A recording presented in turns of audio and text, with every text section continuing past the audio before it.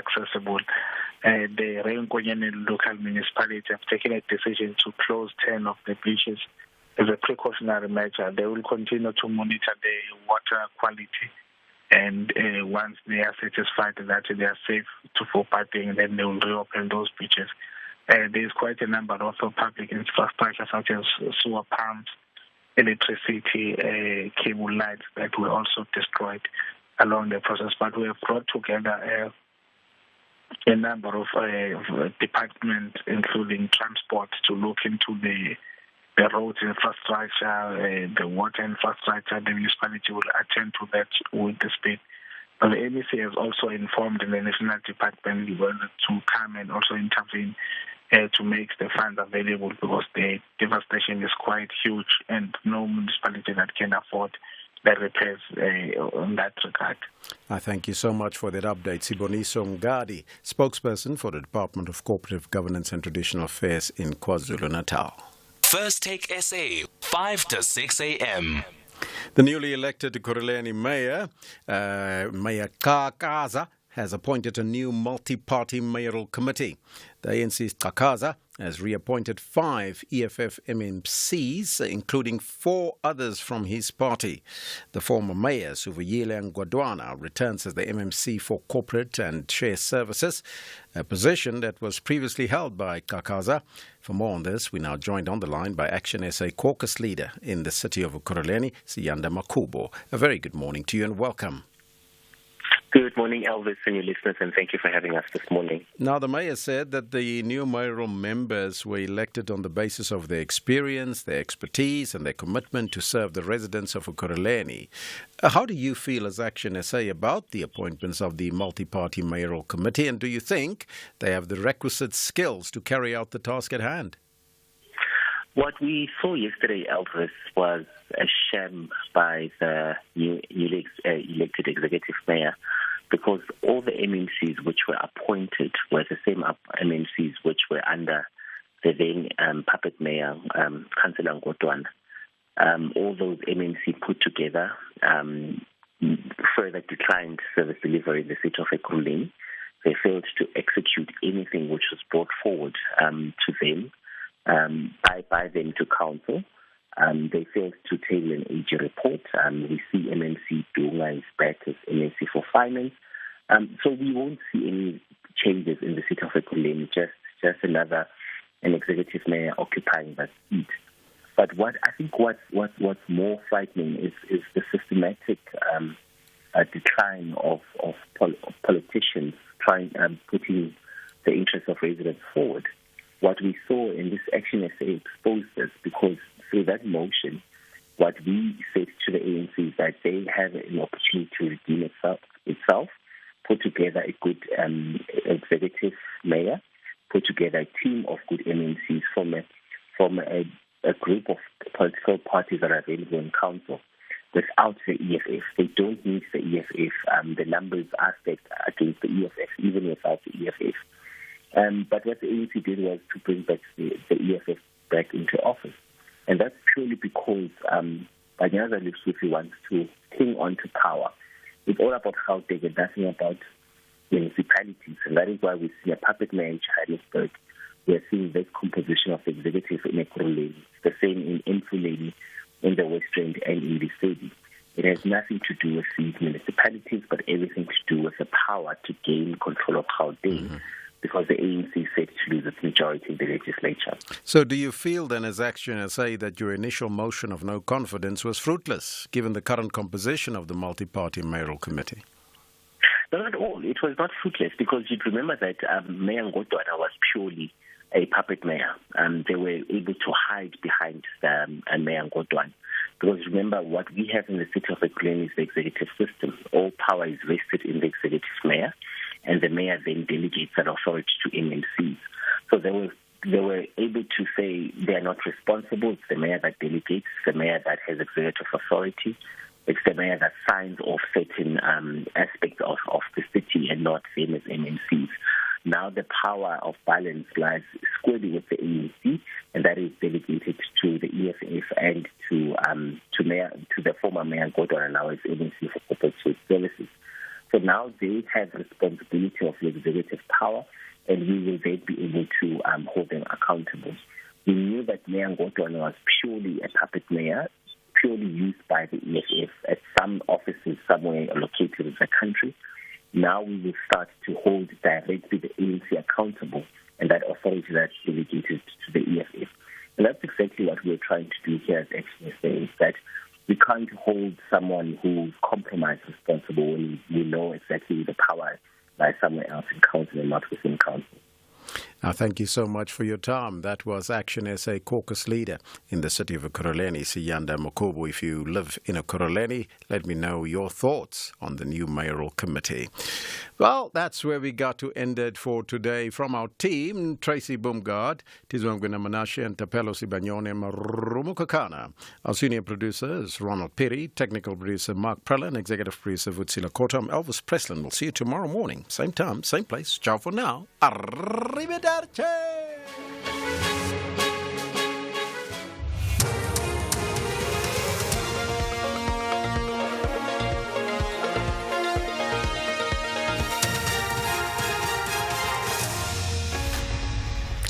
In our top stories, Gauteng Health spends millions of rand on Cuban doctors and 2 Centurion learners drowned during a school excursion.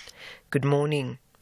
DA Gauteng Shadow Health MEC Jack Bloom says the Gauteng Health Department is spending 14 million rand per year on 11 Cuban doctors, despite the large number of unemployed South African doctors. According to Bloom, this was revealed by the Gauteng Health and Wellness MEC in a written reply in the Gauteng legislature. It's further reported that the Cuban doctors work at the following facilities: Johannesburg Metro Health District, Ekurhuleni, Sidibeng, Telemehorane Hospital and Timbisa Hospital. However, the department says their contracts will expire this year. Bloom had this to say. It's really appalling that the Gauteng Health Department is spending 14 million rand employing 11 Cuban doctors instead of local doctors who are unemployed in many cases. A DA provincial government would definitely give preference to South African doctors and will cancel all the Cuban doctor contracts. KwaZulu-Natal Cooperative Governance MEC Bongi Sitole Moloi says the death toll in Sunday night's floods in Margate has risen to 5. A well-known doctor from the area is among those whose bodies have been recovered. Sitole Moloi says 8 people have been rescued while more than 6 vehicles have been recovered after flood water swept through the town. She says this floods come after the deadly Christmas Eve floods in Ladysmith. We tried to put our infrastructure back. Another disasters came. As you would recall, even last year in November, we were trying to pull ourselves together. The heavy rain started in the north and in the town of Ladysmith. Today we are here in Reinkonyen in Market. It's the same. We can safely say that we are just finishing another road that was washed away by the heavy rains in this. Gauteng education authorities are investigating a drowning incident after 2 learners drowned in the Hinops River near Centurion, north of Pretoria, during a school excursion yesterday. City of Tshwane Emergency Services arrived on the scene to find the 2 boys aged 13 and 16 from the Davidton Skills School had drowned. Spokesperson Charles Mabaso says the boys were engaged in a water activity as part of the school excursion. The bodies were recovered by the South African Police Services divers and were declared dead by paramedics on the scene. Circumstances leading to the drowning incident remain a subject of investigation by the South African Police Services. I thank you. A suspect has been shot and killed during a shootout with police following an ATM bombing in Tumahole in the Free State. Police spokesperson Mahlomola Karedi says 12 heavily armed suspects were spotted at the scene after the explosion. He says the suspects managed to take the money and fled the scene on foot. Karedi says a manhunt is underway to locate the suspects involved in the incident. And finally, the electric vehicle maker Tesla is cutting its global workforce by more than 10% as demand for EVs slows. The billionaire owner Elon Musk told staff it was a difficult decision but must be done to make Tesla lean and innovative. The layoffs follow recent reports that Tesla had cancelled a long-promised inexpensive car that investors have been counting on to drive mass-market growth. The BBC's Michelle Fleury has the details. There was an analyst at Barclays, Dan Levy, who described this as kind of switching from EV euphoria to EV winter, describing kind of the broader conditions in the market. So now we have this report essentially saying that Tesla apparently is cutting 10% of its workforce. That, if you look at sort of recent filings, suggests it's about 15,000 people from its global operations. Recapping the top story, DA Gauteng Shadow Health MEC Jack Bloom says the Gauteng Health Department is spending 14 million rand per year on 11 Cuban doctors, despite the large number of unemployed South African doctors. For SFM News, I am Anne Musa. A very good morning to you. In your SFM Sports, as Morocco Swallows, they clinched a late point to hinder Mamelodi Sundowns' progress towards another league title. It was a thrilling match last night. Meanwhile, records tumbled in cricket as the Sunrisers Hyderabad hit an all-time IPL high score to secure victory against the Royal Challengers Bengaluru. Stay tuned for the details just before 6:30. SAFM, guiding you through the rush hour traffic. It's a very busy start this Tuesday morning. We have a major delay in store on the N1 South coming out of Pretoria. It's a crash scene between Rigel Avenue and the R21. It's on the N1 South. That's the big volume side this time of morning. We are getting indications that it may well be a fatal collision. And if that's the case, it is going to take some time to clear up, probably right through rush hour this morning. Traffic is already backlogging to Garsfontein and looking particularly heavy. There are 2 lanes closed at this crash. Traffic is heavy, and it is just going to get heavier basically by the minute. If you're coming out of Pretoria, probably a good idea to look for alternative routes and bypass the N1 South. Also, crash blocking a couple of lanes on Joburg's N1 North just after the Malabongwe exit, so traffic queuing through Randburg on the way to Four Ways this morning. And Cape Town, a truck overturning early hours this morning. It's still there, causing an obstruction on the N1 out of town underneath the M5 Kuberg interchange. I'm Rob Byrne. SAFM Sunrise starts now. SAFM Sunrise. A vivid start to your day. I'm Stephen Grootes. Good to have you along with us this morning. And Tuesday morning, getting into the weekend as always, all sorts of things going on.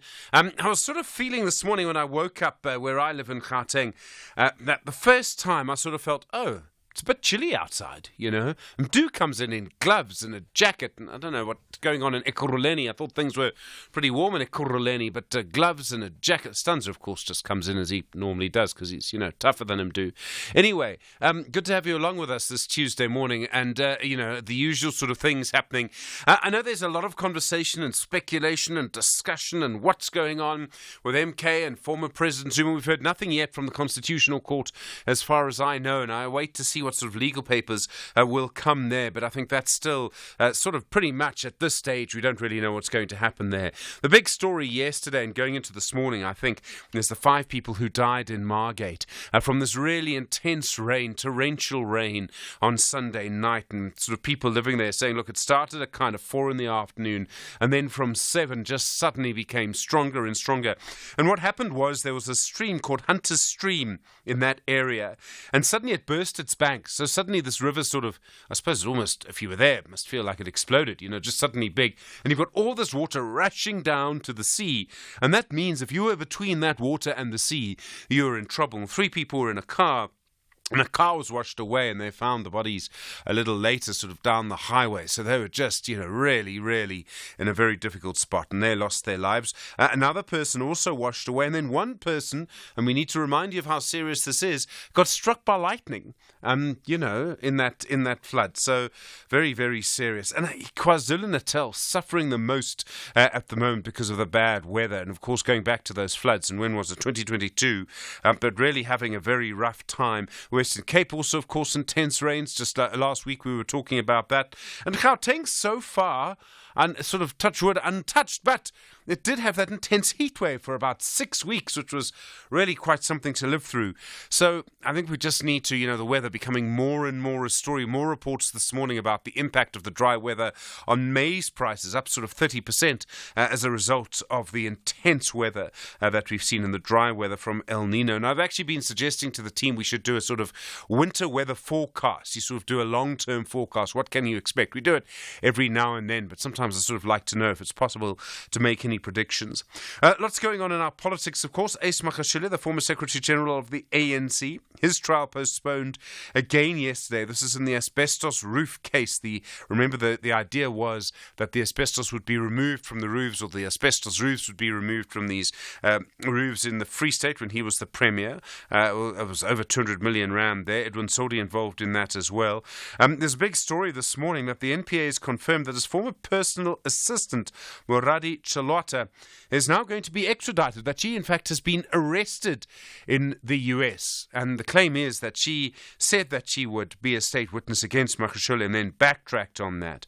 But still, that's a very interesting development in that story.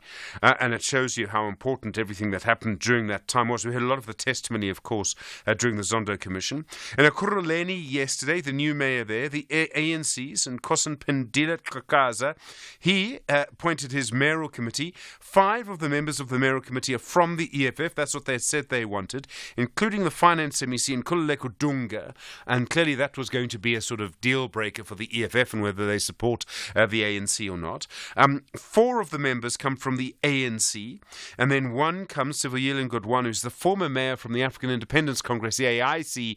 Well, he is now back as a member of the mayoral committee as well. I think he said when he was removed that he wasn't going to work with the ANC again, or that the AIC wouldn't. Maybe there's been a rethink of some kind. That's how things look there. And of course, they went through quite a long period, 2 weeks, a month, with no mayor. We'll talk a little bit more about that. The situation we've seen in Ekurhuleni, I mean, could you imagine in a province or even, in national government? Very interesting to sort of see it play out. We'll have a conversation about that a little later. The EFF MP, Busisiwe Mkhwebane, former public protector, she is going to court. There's this thing, if you've been the public protector and you leave office after 10 years, you get a term. It's not 10 years, I think it's 7 years actually. You get a term of 7 years. You then get a gratuity based on a sort of pension. I think the idea is to make sure you're sort of financially secure while you're making rulings. And she would be owed about 10 million rand. She's going to court. She says she's owed this money. But of course, I'm sure that the Public Protector's Office and others are going to argue, but you didn't finish your term. She was removed just before, I think it was a day or two before the end of her term. And it was very controversial at the time. And sort of people said, look, I'm sure this is about money in some way. But let's see how that plays out. I must say, I think it might be a difficult argument to see how she would get the money if she didn't finish her term, but let's see what happens. Rise Mzansi, one of the sort of smaller and newer parties, don't have a representation anywhere at the moment, but they've been making a lot of noise, as some parties do, in the run-up to the elections. Their Gauteng Premier candidate, Vuyiswa Ramakgopa, saying, no relation to the other Ramakgopas, I understand, saying that if she is elected Premier in Gauteng, they'll create 600,000 jobs in Gauteng. I mean, that's a huge number of jobs. And I don't know how you would do that. Very few details. She says she has a plan. Everyone has a plan at the moment. But unfortunately, we don't yet see how that would actually play out. And there's been another story in the electoral court around small parties. And what happened is that a group of small parties, one of them was called the Labour Party, that's from AMCU. The others were the African Congress for Transformation, the All African Allied Congress, the African Alliance of Social Democrats, and then an independent candidate, Sipho Malapane. They all went to the electoral court to say that they wanted to still take part in the elections. But as I understand it, all of them missed the deadline to actually register. And so they hadn't done what they're supposed to do. And I know the courts have said, in the past very clearly, you have to meet the deadlines to register. We can't go back. And that's the point of a deadline. I mean, can you imagine, okay, well, we'll let this party do it because they're 2 minutes past. Now do you let the party that's 10 minutes past? What about the party that's tomorrow? You can just imagine the arguments. So they all lost their application in that yesterday. The EFF also in the news for another reason. You remember in 2015 and 2017, former President Zuma was still president at the time. They were removed forcibly from Parliament. And I remember, I think in both times I was actually there. Certainly in 2015 I remember it so clearly. I think, yes. And they were forcibly removed from Parliament. And what that meant and how sort of violent it was, I still sort of think about that night sometimes. They're going to court to say that they should be given damages for the way in which they were treated. And that basically they should not have been removed in that way. As I understand it, Parliament is saying, well, actually, you could have just left and you refused to go despite a sort of lawful instruction. They point to the DA, which has walked out of Parliament legally before without the violence. And they sort of say, look, they can do it, why can't you? There's a story also in the news bulletin this morning that 2 people have died, 2 young children have died. One sort of described as between 13 and 16. The school learners on an outing to a private campsite that had a sort of small man-made dam near Hennops River in Gauteng. And once again, we lose children to the school outings, the excursion, the water, the inability to swim.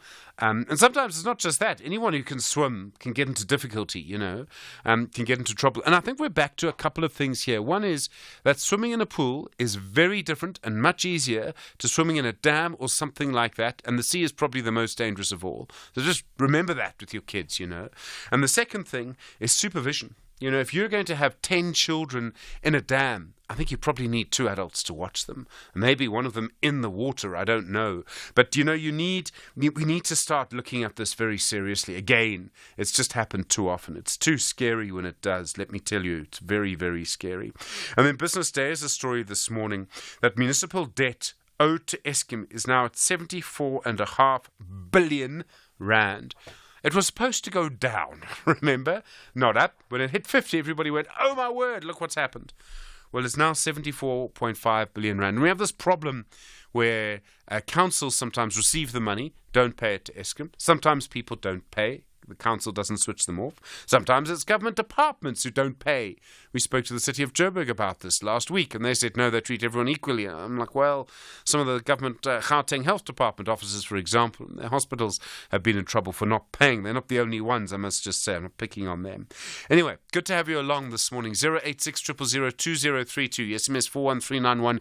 You tweet us FM Radio and at Stephen Grootes. Send your WhatsApp voice notes to 0614 104 107. Good morning. Tuesday morning. It's 6:15. The Daily News Diary on SAFM. And Musa, good morning.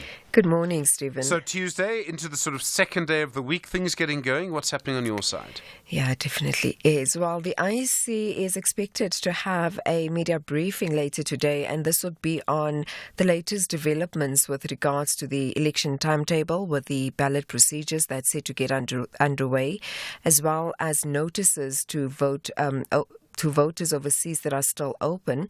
It will also give clarity as to its urgent application to the Constitutional Court with regards to former President Jacob Zuma's candidacy. And the former public protector, Advocate Busisi Mkhwebane, will face off with her successor, the public protector, Advocate Khuleka Caleka, that is in an urgent court application in the Gauteng High Court in Pretoria, and she is challenging the decision of the public protector to refuse to pay a gratuity amounting to 10 million rand. And it's expected that Busisi Mkhwebane will anchor her argument. That's on Section 32, subsection 3 of the Basic Conditions of Employment Act, and basically it prescribes there that an employer must pay remuneration not later than 7 days after the termination of the contract of employment. So Mkhwebane adds that her rights to fair labour practices have been infringed. It's such an interesting case. Now, I don't know if it will hinge, but it may hinge on whether she finished her term, and she didn't, legally as I understand it, so let's see what happens. Yeah, and she's also seeking relief in various forms, including that the court order the respondents to ensure that her gratuity is paid no later than 30 days after the date of the order. So it's going to be interesting. We'll see what happens there. The Senzo murder trial continues in the High Court in Pretoria, and the state is expected to call a new witness this morning. The National Council of Provinces also expected to resume its business today, and it starts off with public hearings on the Pension Funds Amendment Bill, and it was passed by the National Assembly a few weeks ago and sent to the NCOP. So now that the bill is being processed by the NCOP Select Committee, it does mark the last making stages basically on the bill. So it is one of the two bills that seek to make provision for the so-called two-part system. So if passed by the NCOP without amendments, it will be sent to the President to sign into law. And then just lastly, the city of Tshwane is hosting the 6 African cities for the C4 Water Safe Cities Forum, and it comes at a time when many cities in South Africa as well as across the continent are grappling with water challenges. So the Tshwane Mayor, Cilliers Brink, will officially open this 3-day forum, and the aim is to empower African cities with a better understanding of water security needs, as well as working together and also create opportunities to address the supply challenges. So many water issues at the moment in so many places. Anne Musab, thanks very much indeed. We'll be listening on the radio 18 minutes now after 6 o'clock. Stephen Grootes on SAFM. Let's have a look at your weather around the country this morning. Tshwane, partly cloudy, isolated showers and thundershowers, a low of 12, a high of 24. Johannesburg, partly cloudy, scattered showers, thundershowers, 10 and 21. Vereeniging, partly cloudy, scattered showers and thundershowers, 10 and 22. Bombela, cloudy, isolated showers, thundershowers, 16 and 22. Polokwane, partly cloudy, 13 and 23. Mahakeng, partly cloudy, scattered showers and thundershowers, 13 and 22. Vryburg, partly cloudy, scattered showers and thundershowers, 12 and 24. Mangaung, partly cloudy, scattered showers, thundershowers, 10 and 22. Kimberley, partly cloudy, scattered showers and thundershowers, 12 and 24. Uppington, partly cloudy, 15 and 30. Cape Town, fine, cloudy in the evening with fog patches, a light to moderate northwesterly wind, 17 and 24. George, morning fog patches, otherwise fine, a light and variable wind, 13 and 21. Gqeberha, partly cloudy, a fresh to strong easterly wind, 18 and 25. East London, partly cloudy with isolated afternoon showers and thundershowers, a fresh to strong easterly wind, 17 and 24. eThekwini, partly cloudy, isolated showers, thundershowers, a moderate to fresh northeasterly wind, 18 and 26. Richards Bay, partly cloudy, isolated showers, thundershowers, a moderate to fresh northeasterly wind, 19 and 27. And Pietermaritzburg, morning fog patches, otherwise cloudy, scattered afternoon showers and thundershowers, 14 and 25.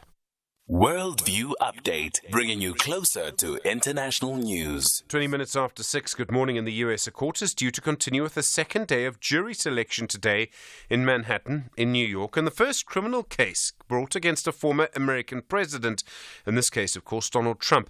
Yesterday, over 50 potential jurors were allowed to leave the court after saying they could not form an unbiased view of the man who is a former president and is running for president again. It's the first in a series of cases against Trump. He's charged with paying a porn star, Stormy Daniels, money to keep quiet about an affair and then lying about the money. As I understand it, the claim is that it came from campaign funds. Brooks Spector's an expert on American politics at an associate editor at Daily Maverick. Brooks, good morning. Good morning, Stephen. One of the things we're not going to do, fortunately or unfortunately, because if we could, it would absolutely monopolize television for forever, is we're not going to see the trial live. My mind is cast back to O.J. Simpson. You remember him, where we were captivated, astonished, appalled, day after day after day, seeing the trial and all the things that went with it. This time we're going to rely on news reports, and we're going to rely on analysis, and we're going to rely on other details, but not every minute of the trial. So maybe we catch a break that way. Because it's going to be a spectacle one way or another, isn't it? I mean, no matter what happens, it's going to be... I mean, I don't think the United States has ever seen a case like this. Oh, no. Well, the closest I could come up with was O.J. Simpson, and he was a private citizen. And there will be a spectacle. There will be reporters by the hundreds. There will be television cameras outside the courtroom building. There will be crowds. There will be police escorts. There'll be motorcades. It will go on and on. And the thing about it, of course, is that Donald Trump himself will be in the courtroom the whole time rather than doing the thing he says he wants to do, which is to campaign for the presidency. Because by the law, if you're accused of a felony crime, you have to face your accused. Well, you get the right to, but you have to face your accusers, which means you have to be in the courtroom. In our system, obviously, we have judges that decide on guilt or innocence. In the US, in Manhattan, you have a jury. You have to find a group of jurors who live in Manhattan who do not have a strong view one way or another about Trump. Is that possible? Well, I suspect out of the 330-some million people in the United States, there isn't a single person who doesn't know who Donald Trump is except for babies in arms. And that means that virtually every one of those people have a view on Donald Trump. But the question is not whether you have a view. The question is whether you can render a fair verdict, and that's a slightly different thing. I may not like you, but I am certainly prepared to listen to your arguments reasonably, and those of your lawyer, and listen to the arguments of the prosecuting attorneys, and be able to judge on the merits of those arguments. That's the standard that the jury is aimed to be picking. But keep in mind, they're going to go through 500 people, presumably, till they find 12 jurors of his peers, as the law says, the Constitution says, and 6 spares in case one of the jurors becomes ill or incapacitated in some way. And the problem or the challenge is not that the juries decide. The juries decide within the context of the judge's instructions as to the law. And you used to have that in this country, too, but it was abolished, probably, 50 years, 60 years ago? 1930s, I understand, we did away with jury trials, yeah. More than 50 years ago. And there are all kinds of criticisms of it, but then there are all kinds of defenders as well, because otherwise a biased judge might simply run right over the defendant and the defendant's attorneys, and rule against him on all sorts of things. And by and large, I think Americans expect and accept the idea that a trial for this kind of crime demands a jury that listens intently. And, of course, we all have hundreds of hours of television and film where jurors are charged with this task. So one day, today, they're going to go at it again, but they'll take a break on Wednesday, and then they'll pick it up again on Thursday and Friday, and this will continue right straight through the campaign. Normally, the sort of wisdom used to be that a president or a former president, or both, potential president, facing criminal charges would be a bad thing. It doesn't quite seem like that in the United States. There are obviously some resonances, not entirely, but there's some resonances with the situation we've seen here. But going to a courtroom can be a campaigning tool. You have the media outside. There's a sort of every day at the end of the proceeding, there'll be some sort of media spectacle. It'll be live in some way. The person accused can give their own version of what happened in court. All sorts of things happen as a result. It doesn't necessarily seem to harm a candidate.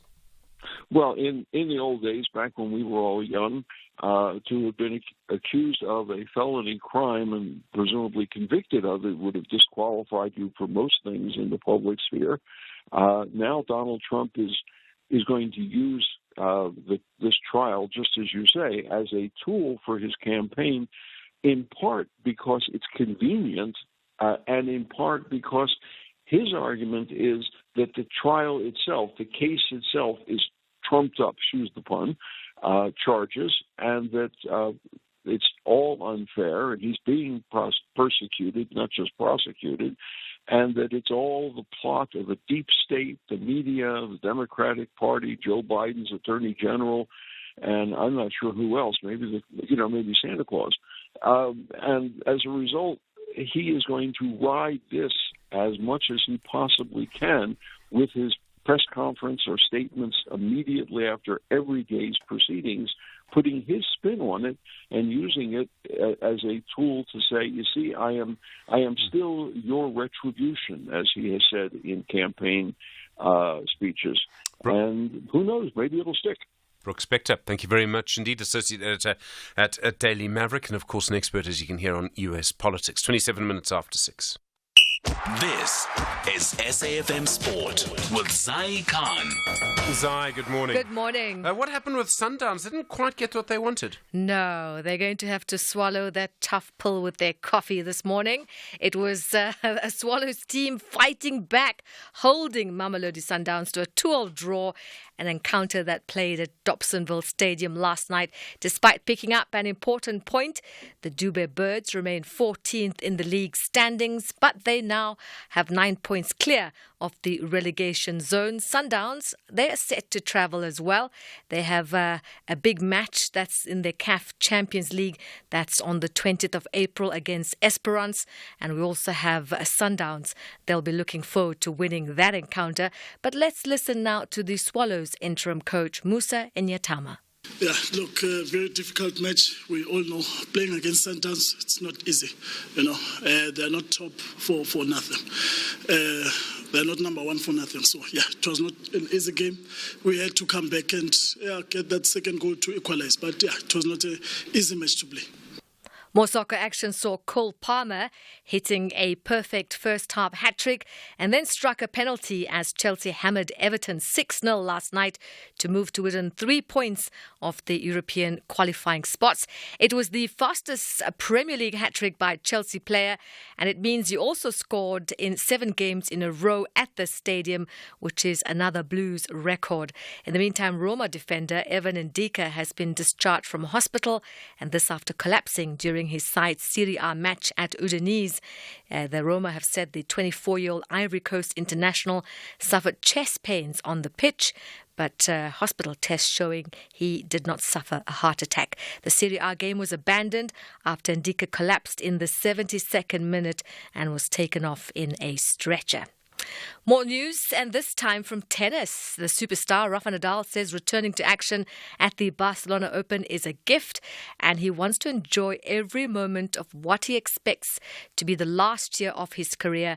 The 22-time Grand Slam winner has not played an ATP Tour match since January when he had a hip injury flare. Nadal, who missed virtually all of the 2023 season, will face Italian Flavio Cobolli today, and that's in the first round. Today I feel myself enough good to be on court tomorrow, and that for me is so important. It means a lot to me to be able to play one more time here in Barcelona, in a place that I had an amazing success and a lot of unforgettable memories. So just trying to enjoy every moment, and I am excited about being on court in a professional tournament again. And finally, cricket. Sunrisers Hyderabad set a new Indian Premier League record. It was a total of 287 for 3 against the Royal Challengers Bengaluru.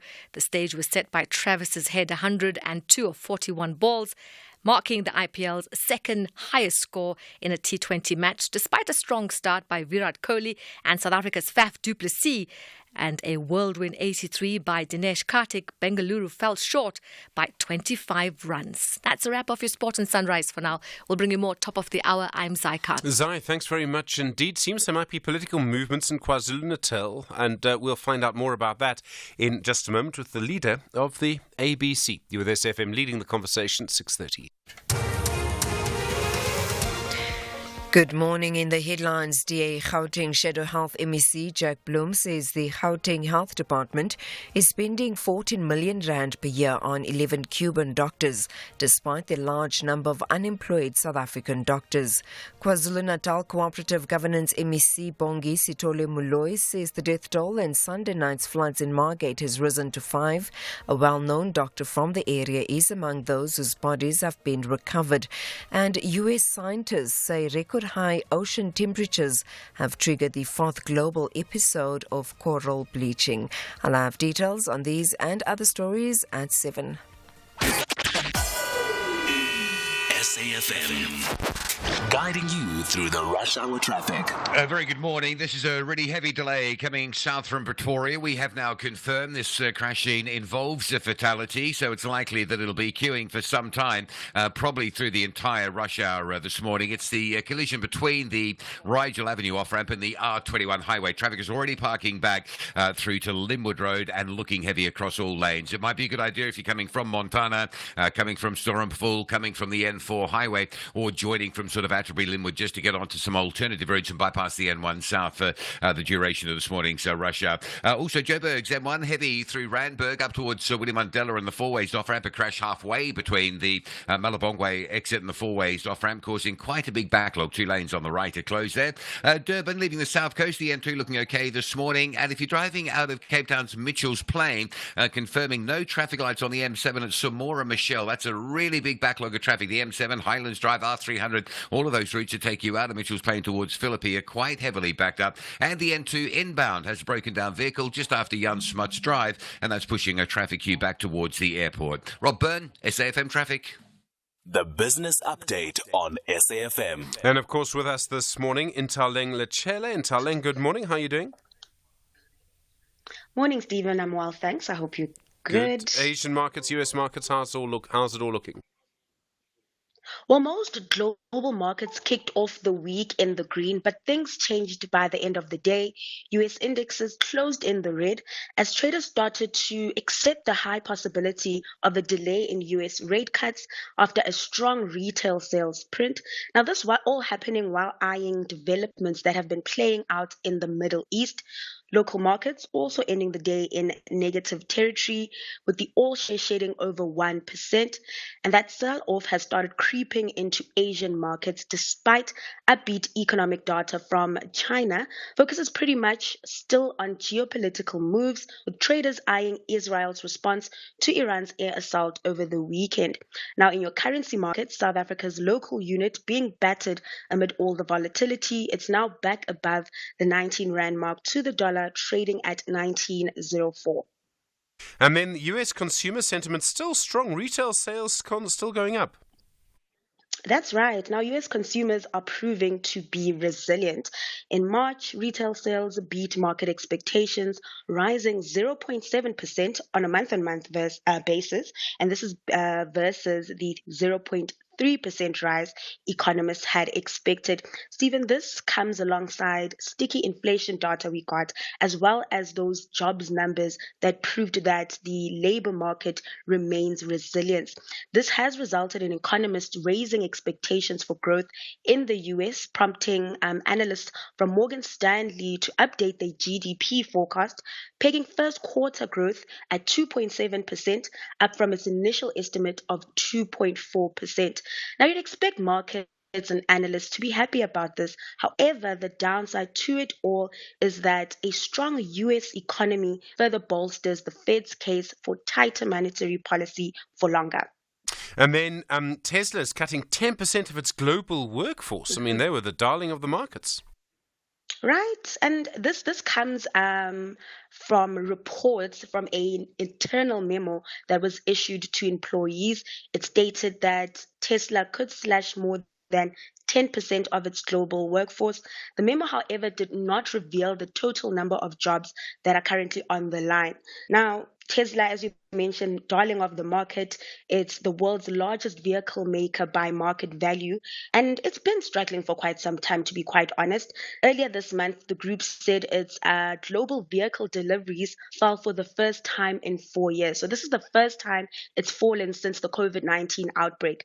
And this comes as Tesla faces increasing competition, especially from the Chinese market.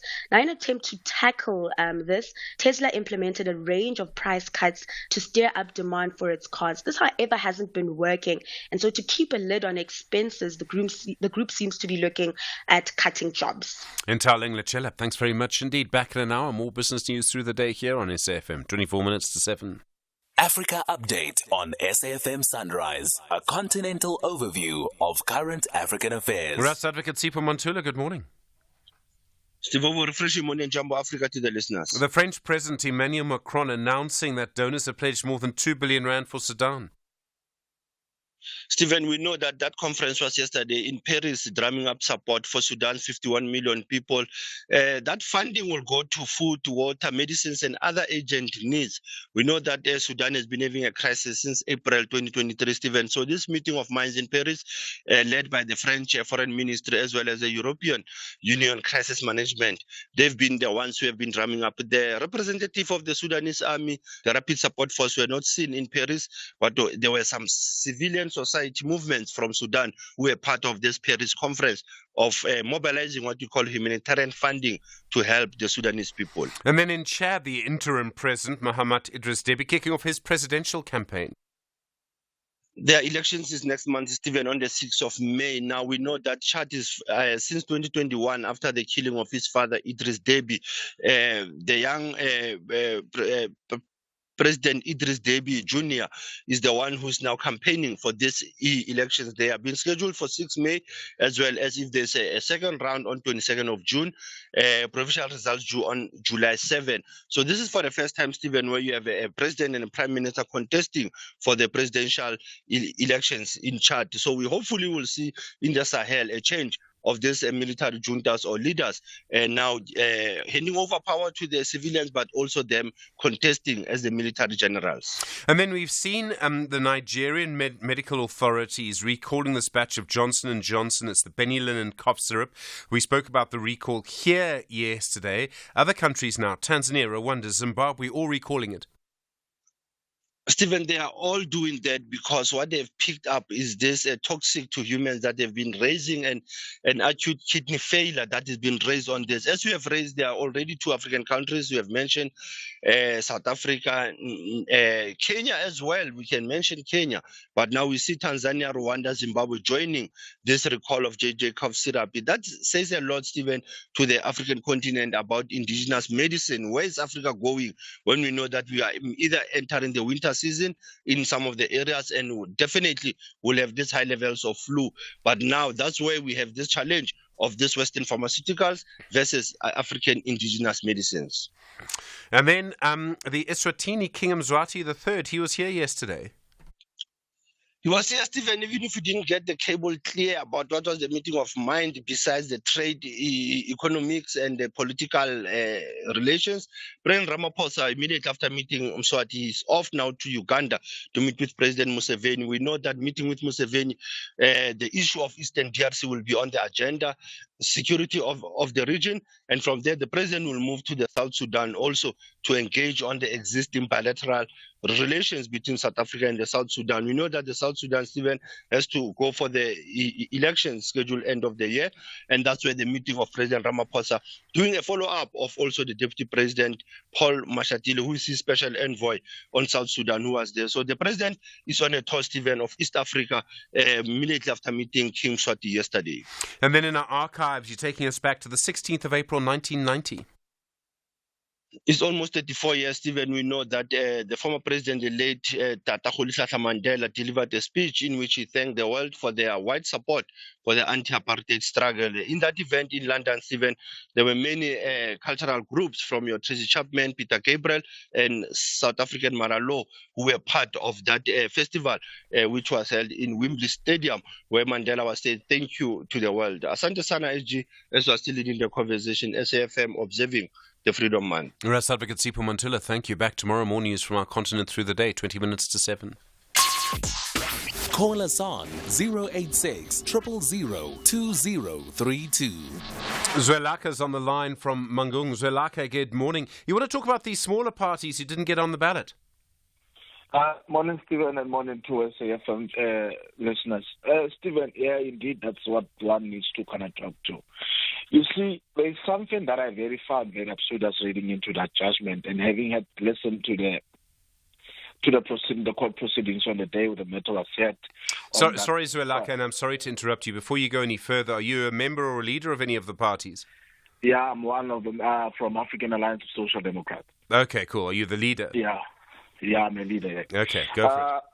What really troubles one is that if you listen to the judgment, if you look into the tone in which how the interpretation of one side were interpreted by that court, and excuse me for having tried to for trying to make an example using the sexual preferences for a boy child. If about 100 boy childs are born in South Africa, and 92 of them happens to have a sexual preference to consent with female counterparts, and then 8 of them prefers to have sexual preferences to do with the same sex, then the court will then argue to say if 92 others were able to kind of consent with other sex, other female counterparts, then others they could have went the very same way. I find it very odd to say that the manner in which that court went in trying to interpret the difficulties that other parties had with the OCNS, and then it really troubles me because the right in Section 19 and the right in the Bill of Rights are the rights that I interpret should be interpreted to an individual, not to groupings. So, Laka, hold on a second. So the problem was that your party and the others, as I understand it, and tell me if I get this right, you didn't get your details and your signatures and all of your registration processes in on time, right? You missed the deadline. I can tell you of the 5 applicants, Labour Party of South Africa, ACT, and ourselves, we did meet the signatures. We did meet but you didn't have them captured by the IEC system. They were captured. What we were still busy uploading was this. What we started having the difficulty around 1 o'clock with the system. And what were you still uploading? We're uploading the party list. And we made several calls, which were not disputed. Okay, but all other parties managed to get their stuff in on time. So all in time. Yes. So I must say, I don't see how your argument works, because you failed to do something that you had a legal duty to do. And then also, I must just say, and I mean, I haven't read the judgment. I didn't follow the case. I followed it very, very, very loosely, I'm afraid. But it seems to me that if there's a deadline and the Electoral Commission says, well, okay, your party can miss the deadline, then it has to allow everyone else to miss the deadline. And if it says you can miss the deadline by 1 minute, then does it have to allow other parties to miss it by 1 day, and then you have no deadline anymore? Can I make use of that argument that you have just Sure, go for it. Put across? For physical walking submissions, if I were to arrive 5 minutes before deadline and I'm in the offices, I'm going to be assisted beyond 5 o'clock.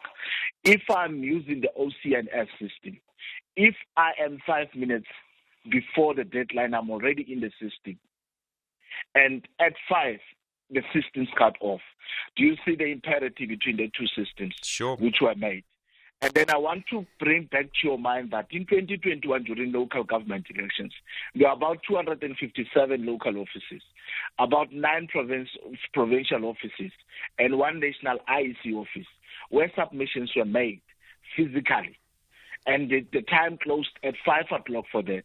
But the online system closed at 9 o'clock in the evening. But to our surprise this time around, I want to put the rationality test. Remember, the limitation can only be done under the justifiable and reasonable terms. If one was to say that now we have only one office, the national office in Centurion and Pretoria, to submit to, and the deadline for walk-ins and for online is 5 o'clock, then you tell me for someone who's in Koviva in the Eastern Cape to make submissions physically, it geographically already is out. Well, you cannot make use of those that is in Queenstown, those that are anywhere in Bloemfontein, where it's going to pass by. But it needs to go to Pretoria. That on itself is a disadvantage geographically. But the very same system then allows them to go beyond it. That's what I'm saying. And what I wanted you to understand across that very same thing is that if the deadline is Friday, March 8, 5 o'clock, if I start working at 1 o'clock or 5 to 5, and we're still within the deadline. You can never say that I left it late. What is left it late when I started the work before the deadline? Well, Zulaka, that's not what the court said on the line there from Mangaung. So the court did find differently. I suppose there may be a prospect of appeal. 14 minutes to 7. I am Dion De Vos, the Executive Mayor of Sarah Baartman District Municipality, and I hereby invite you to comment on the draft Integrated Development Plan and Budget for 2024-2025. The draft IDP and budget are available at municipal offices in the 7 local municipalities of the district and on the municipality's website, sarahbaartman.co.za. Comments should be sent via email to idp@sbdm.co.za. Comments close on 22nd April 2024. And we would buy 500 cars and we would buy 500 more. So sell your car for the best price and we won't think about it twice. We buy cars, we buy cars. We buy cars.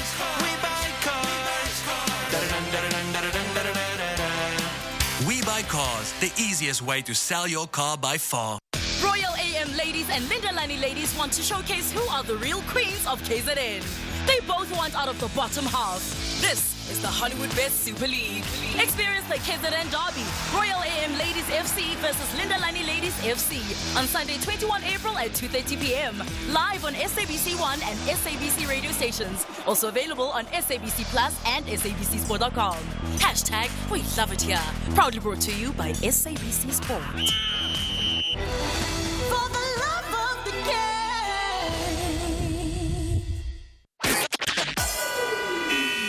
SAFM. Guiding you through the rush hour traffic. Just a reminder of this fatal collision in Pretoria. It's on the M1 South, the big volume side this time of the morning. It's just before you get to the R21 highway split. 2 lanes are closed. Traffic is already back through to the N4 Emalafeni Highway. When we next touch base, I'll be reporting a delay that starts back around Stormful Road. So it's a situation that's just getting worse. It's getting heavier. It's getting thicker. The delays are getting longer. The route to avoid this morning is Route 1, certainly between sort of Montana, Stormful, N4, Emalafeni Highway. From there down to the R21. Alternative routes will be quicker this morning, whichever one of those you're on. Also very heavy on Joburg's N1 North. There's queues coming out of Soweto up towards Albertina Sisulu Road in Maritzburg, and then you hit some very heavy traffic just north of 14th Avenue, all the way to a crash scene just halfway between sort of Malabongwe and Winnie Mandela Drive. Broken down vehicle in the Galuli's interchange, N3 North, ramp onto the N12, so the N3 backing up, coming through from Germiston, past the roadworks at Van Buren, and then slowly through that N12 ramp at Galuli's. Durban, there's a breakdown on the N2 North before Umgedi Road. Yeah, another one.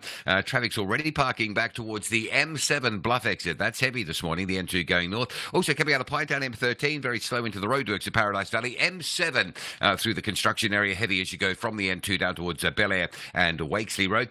Cape Town today, no traffic lights. M7 at Samora Michelle, so that Jake's Curvell drive option out of Mitchell's Plain is extremely heavy, and it's an early start to heaviness on the M3 as well. Motorists coming in from the south are queuing from before Constantia Main Road all the way through to Paradise Road in the Bishop's Court area. Rob Byrne, SAFM Traffic. First in the morning, SAFM Sunrise with Stephen Grootes. 11 minutes to 7. Good morning. It's been reported that the Abantu Batu Congress in KZN is about to leave the ANC-led coalition in eThekwini, while the ANC will try to remove the ABC from power in the Mvoti municipality around Greytown. This seems to have its roots in the incidents in which the leader of the ANC in KwaZulu-Natal, Siboniso Duma, interrupted the traditional prime minister to the Zulu kingdom, the IFP's Thulasizwe Buthelezi, as he was speaking during the event earlier this year. The ANC has strongly backed Duma's actions. The ABC, as I understand it, has sided with the leadership of the Zulu kingdom. Palani Mavundla is the leader of the ABC, but is also the mayor of the Mvoti local municipality. Mr. Mayor, good morning. Good morning, SG, and good morning to all the South Africans. As I understand it, there'll be motions of no confidence, or this is the plan, both in eThekwini against the ANC and in Mvoti against you. Are there dates for those motions? Have things got that far? Well, the IFP ANC motion was submitted at Mvoti Municipality on the 12th of this month.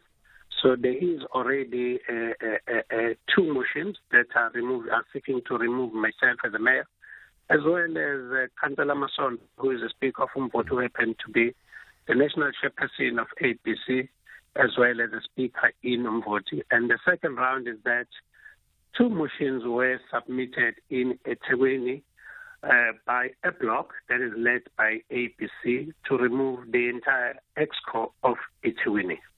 Okay, so they're going to remove you and you're going to remove them.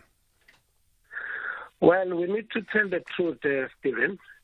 When you want to remove someone, you need to have numbers. The truth of the matter, for the ABC bloc, a motion to succeed in a Durban or eThekwini, it needs the DA, it needs the EFF, it needs the IFP. But on the other side of the coin, the FP has submitted a motion with the ANC in Mvoti. So basically, we'll see when it comes, but at the moment, that is the situation. So you worried you're going to lose your job? Oh, no, Stephen, no, I'm not. Remember, I'm not in a council because I need a salary. I'm in a council because I enjoy politics. Okay. Is this all about the microphone grabbing incident? Because you back the Zulu Kingdom. I mean, why do you believe Siboniso Duma was wrong to do what he did? Well, that is not an issue for us anymore. We've ventilated our feeling about this, but it's more than that. What has happened, APC has declared that it seeks to support an independent Zulu state in KZN, as well as an independent Basotho state in Free State, which will also incorporate Lesotho, because where Lesotho is, it is not that it ends that the entire Free State belongs to Isilo Mshweshwe. That's what we are saying. Now, that has infuriated the ANC to a point where their provincial secretary said, I'm drunk of power in Mvoti, therefore they need to remove me. Now, the story is bigger. Now, that has now gone to a point where we have to make it clear to the ANC that, quite frankly, we are not interested. We're not going to trade our salaries for what we believe in as a party position. Why do you want to state independent from South Africa? We quite like to have you with us, Mr. Mayor. Why do you want to leave us? We'll have to change the name of the radio station. Come on. Why should we remain with the Union of South Africa, which was established in 1910, without us being part of it? Why should the natives remain in South Africa that was crafted in the CODESA, where we never had the representation of our monarchies? Tell me, Steve, why should we do that? Okay, we need to reconfigure South Africa so that the natives can have their say. Even Chapter 12 of the Constitution doesn't recognize traditional leadership. All it says is, we know you exist. End of it. Okay, that may be the case. But the fact is that surely it is better for all of us to be together, to work together to improve the lives of all South Africans, rather than for us to split each other apart. I mean, we're stronger together, aren't we? Steve, I want you to assist South African. Tell me, what is a South African language? What language do you speak? If, as the president of South Africa, you go to the United Nations, Putin obviously will speak Russia. What language do you speak? While you're thinking to answer me, it can't be 11 languages. There must be one. While you think about it, let me explain to you. Botswana belongs to the Botswana people. It doesn't discriminate anyone. It belongs to the Botswanas. There are no issues there. Swaziland belongs to the Swatis. There are no issues there. So what is the problem with the Zulus if they have a Zulu state? I don't see anything wrong. In fact, that's what we were before we were colonized. Okay, but so we would end up with maybe 11 groups of people, if we go by language, maybe 35, depending on how you want to define the languages. I mean, so then are those people who want the Western Cape to be independent, are they right too? I'll be very frank and straight to the point. It is up to the Khoisan to go against it or to support it. But in as far as AmaZulus are concerned, we are saying we want an independent Zulu state and have everything. We are not short of anything. The only thing that we don't have a power station, but that's not an issue for us. We'll deal with that within 24 months. Okay. If we go by language, there will be no Canada, no United States, no Australia, no New Zealand, pretty much all of the English-speaking world. There would be no India either, by the way. Pakistan, I'm not entirely sure. Bangladesh, I don't know how much you know about the importance of language in that history. In 1974, the language movement, just to speak the right of their own language, resulted in what was then East Pakistan becoming Bangladesh. I don't even want to think about Nigeria. I mean, we would go from roughly 200 nations, maybe 202 nations in the world, to, I don't know, 6,000. Papua New Guinea has 600 languages of its own, Mr. Mayor. Steve, I don't have to teach you this. You know very well. Let's don't bend the fact. We are not saying the Zulu language state. We are saying the Zulu nation. In Southern Africa, we've got 10 monarchies, kingdoms. We have one queendom. That is what we are talking about. We are not saying because in KwaZulu, for instance, where I was raised in Claremont, 35% of the population are Xhosa people speaking people. But guess what? They're in KwaZulu. We consider them to be Zulus. The Indians that are here, if they respect what we are, they'll subscribe to the fact that they become Zulus themselves. A very small country that South African always believe is very poor, Swaziland. Yourself, Stephen, you go there, you acquire the Swazi citizen, you'll become a Swati. That's what you'll be. Now we have been balkanized into this period that we believe in. There's something called South Africa. Just ask you, what is the language of the South Africans? So this then, okay, let me put the question to you, and let's come to this at another way. Do you believe we must be defined only by our history, or should we be defined also by what we want for the future? What I'm trying to get to is, do you believe that South Africans, all of us, should decide what we want to be and not just be defined by the past? Stephen, let's look at the prevailing fact. France belongs to the French.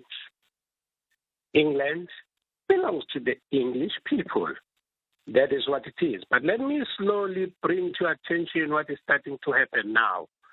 We know who the ruling party is. We know when was their last conference. Look at the people who were elected in that conference who happen to be in their top 6.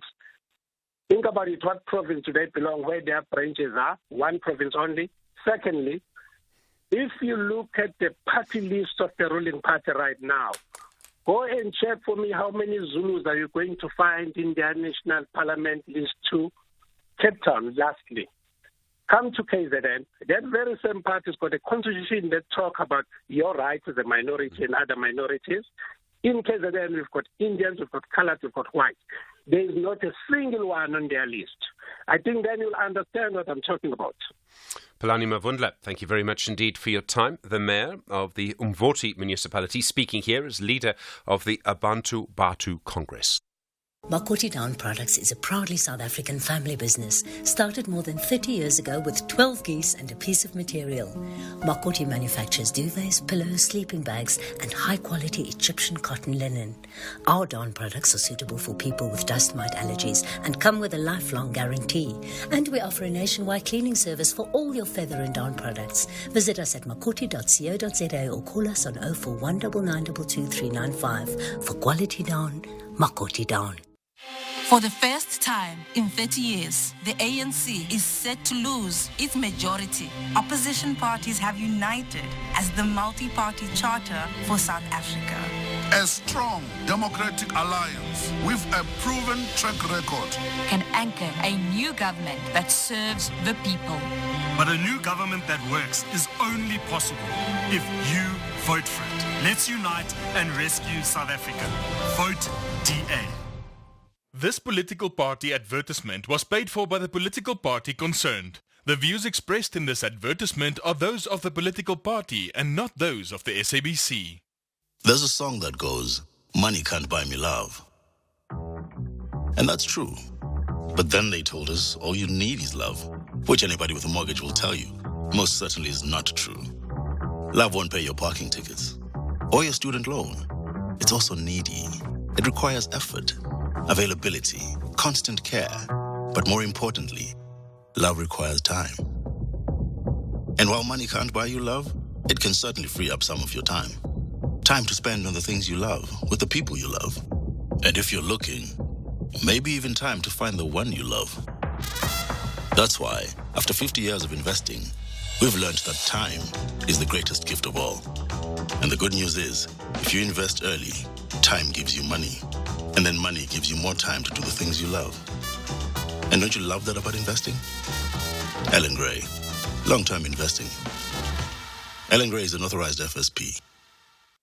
Royal AM ladies and Lindelani ladies want to showcase who are the real queens of KZN.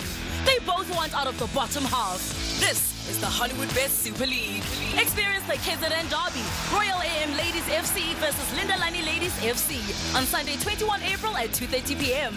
Live on SABC1 and SABC radio stations. Also available on SABC Plus and SABCSport.com. Hashtag We Love It Here. Proudly brought to you by SABC Sport.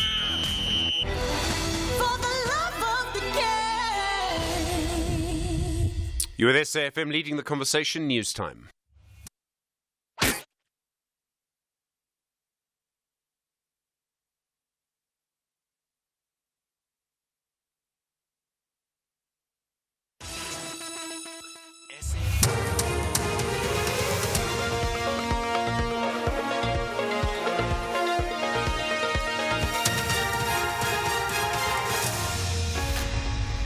In our top stories, Gauteng Health spends 14 million rand on Cuban doctors and Mehiwa murder trial set to continue.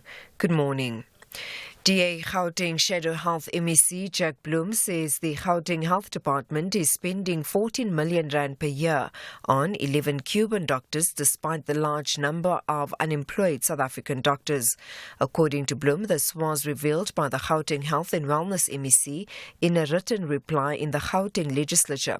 It's further reported that the Cuban doctors work at the following facilities: Johannesburg Metro Health District, Ekurhuleni, Sidibeng, Tela Mogwerane Hospital and Tembisa Hospital.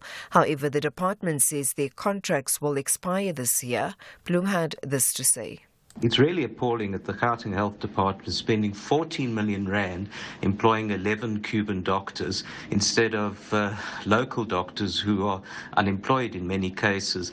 A DA provincial government would definitely give preference to South African doctors and will cancel all the Cuban doctor contracts. KwaZulu-Natal Cooperative Governance MEC Bongi Sithole Moloi says the death toll in Sunday night's floods in Margate has risen to 5. A well-known doctor from the area is among those whose bodies have been recovered. Sithole Moloi says 8 people have been rescued while more than 6 vehicles have been recovered after flood water swept through the town. Sithole Moloi says the floods come after the deadly Christmas Eve floods in Ladysmith. We tried to put our infrastructure back. Another disasters came. As you would recall, even last year in November, we were trying to pull ourselves together. The heavy rain started in the north and in the town of Ladysmith. Today we are here in Rainkonyeni in Margate. It's the same. We can safely say that we are just finishing another road that was washed away by the heavy rains in this. Gauteng education authorities are investigating a drowning incident after 2 learners drowned in the Henops River near Centurion, north of Pretoria, during a school excursion yesterday. City of Tshwane Emergency Services arrived on the scene to find the 2 boys aged 13 and 16 from the Davidton Skills School had drowned. Spokesperson Charles Mabaso says the boys were engaged in a water activity as part of the school excursion. The bodies were recovered by the South African Police Services divers and were declared dead by paramedics on the scene. Circumstances leading to the drowning incident remain a subject of investigation by the South African Police Services. I thank you.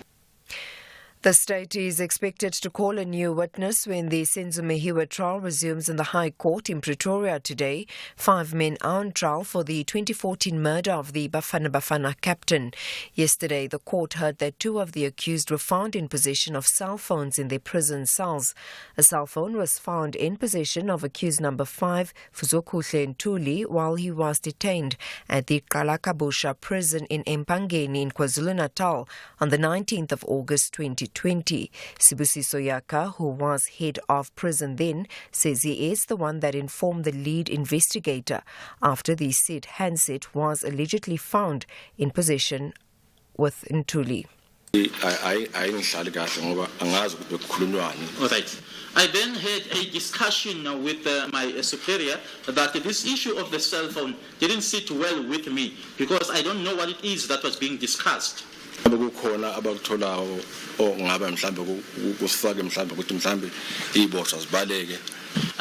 there was a team that was investigating, I then said or decided that to hand this phone over to them, that if there is something that they find that was being discussed that had something to do with the prisoners escaping, then they should let us know.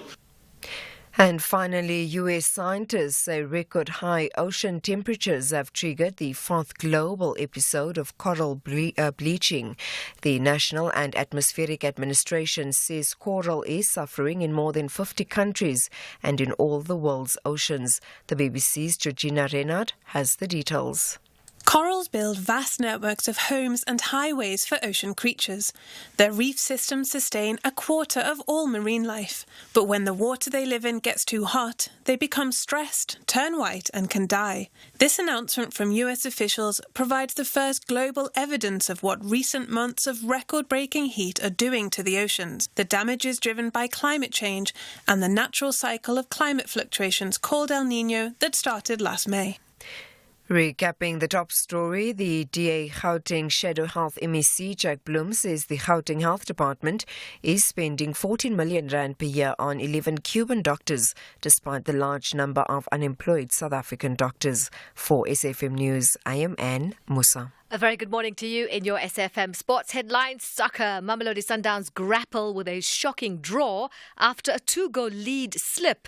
And in tennis, Rafa Nadal swings back into action with a comeback at the Barcelona Open. Catch the details just before 7:30. SAFM, guiding you through the rush hour traffic. Good morning. Top story is the fatal collision on Pretoria's N1 South that has happened between Rigel Avenue and the R21, and the traffic sparked all the way back heavily across all 5 lanes, right through to the N4 Emelathleni Highway, and working back to Stormful. It is a very heavy backlog. There's a lot of traffic moving slowly through Pretoria East as well, Solomon Mashlangu, which is like the alternative to the N1 for a lot of traffic out of that side of Pretoria. It's very heavy all the way down. Motorists sort of trying to get down towards the R50 Delmas Road or across towards the R21 and look for those alternatives. So heavy on the highway and very heavy through Pretoria East as well. Now the N1 North coming out of Soweto, roadwork still with us this morning at Maresburg, just around Albertina Sisulu, so that's a queue. And then it gets heavy from 14th Avenue around to Rivonia Road. The earlier crash at Randburg on the M1 North has been cleared, but it's just been replaced with a backlog of traffic. Durban side today, a breakdown before Umgeni Road. That's why the M2 is unusually so backed up from beyond the M7. That traffic starts to queue from around the cement factory area. Cape Town Marine Drive, heavy from Bayside through to Racecourse Road territory. And if you're coming out of Mitchell's Plain, no traffic lights, M7 at Samora Michelle, and that's a really heavy delay. Multiple routes leaving Mitchell's Plain now towards Philippi are all backed up. Rob Byrne, SAFM Traffic. SAFM Sunrise. A vivid start to your day. 9 after 7, good morning. You're with SFM Sunrise. I'm Stephen Grootes. More to come on the situation in Ekurhuleni. And we saw there the council going without a mayor for about a month after disputes and all sorts of problems. And it seemed at one point that you had councillors who were supposed to be working together. It seemed almost pushing each other. We'll find out if this is what's going to happen in provincial governments in the next little while. And then the situation in Mpumalanga. It's very interesting how Mandla Msibi, still an MEC as I understand it, he has been suspended by the ANC for 2 years, effectively. He seems to now be trying to appeal that decision, and there might be some risks there, so we'll look at that. Might be some risks for him, and also just to sort of talk about the politics in that situation, because there's a lot going on there. Your mediated conversation, we thought we needed half an hour to sit down and try and understand all of the situation and all of the elements, all of the parts of what's happening in the Middle East at the moment. Obviously, the big part is what's happening in Gaza and the Israeli offensive there, but also, of course, Iran's unprecedented direct attacks onto Israeli territory and what that means. And we'll get different views on that as well. I thought that was an important conversation. You know the number, 086 000 2032. You might want to respond to what Palani Mavundla had to say about nation states and the Zulu kingdom and other kingdoms as well. You may want to look at that. And, of course, a lot more to come, 11 after 7. At SFM Radio and at Stephen Grootes on Twitter. In Ekurhuleni, the new mayor, the ANC's Nkosi Pendila Kakaza, has now appointed 10 members of his mayoral committee, including 5 members of the EFF and 4 members of his own party. The last seat goes to the former mayor, Sivuyile Ngudwana, from the African Independence Congress. My understanding was his party had said they wouldn't work with the ANC again after he was removed. The EFF's Nkululeko Dunga is back in the position of mayoral committee member for Finance in Ekurhuleni. Sandile Swanas, a political and governance analyst, joins us now. Sandile, good morning. Good morning to you, Stephen, and to the listeners of SAFM. Thank you. The Council of Ekurhuleni had been without a mayor for several weeks, almost a month after Ngudwana was removed. It took that long for the ANC and the EFF to come to some agreement about what would happen. What does that tell us about these informal working agreements between political parties? There's never been a formal coalition between the ANC and the EFF before. Thank you, Steve. Let me maybe raise just two issues about this. The first one being that when you look at the actual numbers, there are two big parties there, being the DA and the ANC. Now, overall, since 2011, the ANC has declined 37.74%. Almost 40% of its vote, it has lost that support. Very recently, between the last two elections, it lost 21.48%. In the same period, the DA has lost 5.18%. The EFF has grown 20%. Now, what I want to say about this is simply that the DA and the ANC are declining in Ekurhuleni. And the ANC wants to be mayor at a time when it is clear that the residents of Ekurhuleni are rejecting ANC rule. And I want to believe in that process, it is supported by the DA when you look at the conduct of the DA throughout this process. And the two growing parties is the EFF and the Action SA. So one of the problems, because I heard the other part of your question, one of the problems we're going to face in the near future after the elections in May is whether these two parties, in the face of their own decline, DA and ANC, will want to impose premiums and impose whatever else they want to impose, although they are losing credibility. So that is the one problem. The other problem that has been there, and at some point I tried corresponding with the Action SA about this, because Action SA has been very active in this area of removing mayors as well. Now, one of the things that I am querying in this is there measurable things that we can talk about to say this mayor, these indicators have declined since this mayor took office? Now, when you look at all these municipalities, as we all know, in terms of the metros, Cape Town is the best performing.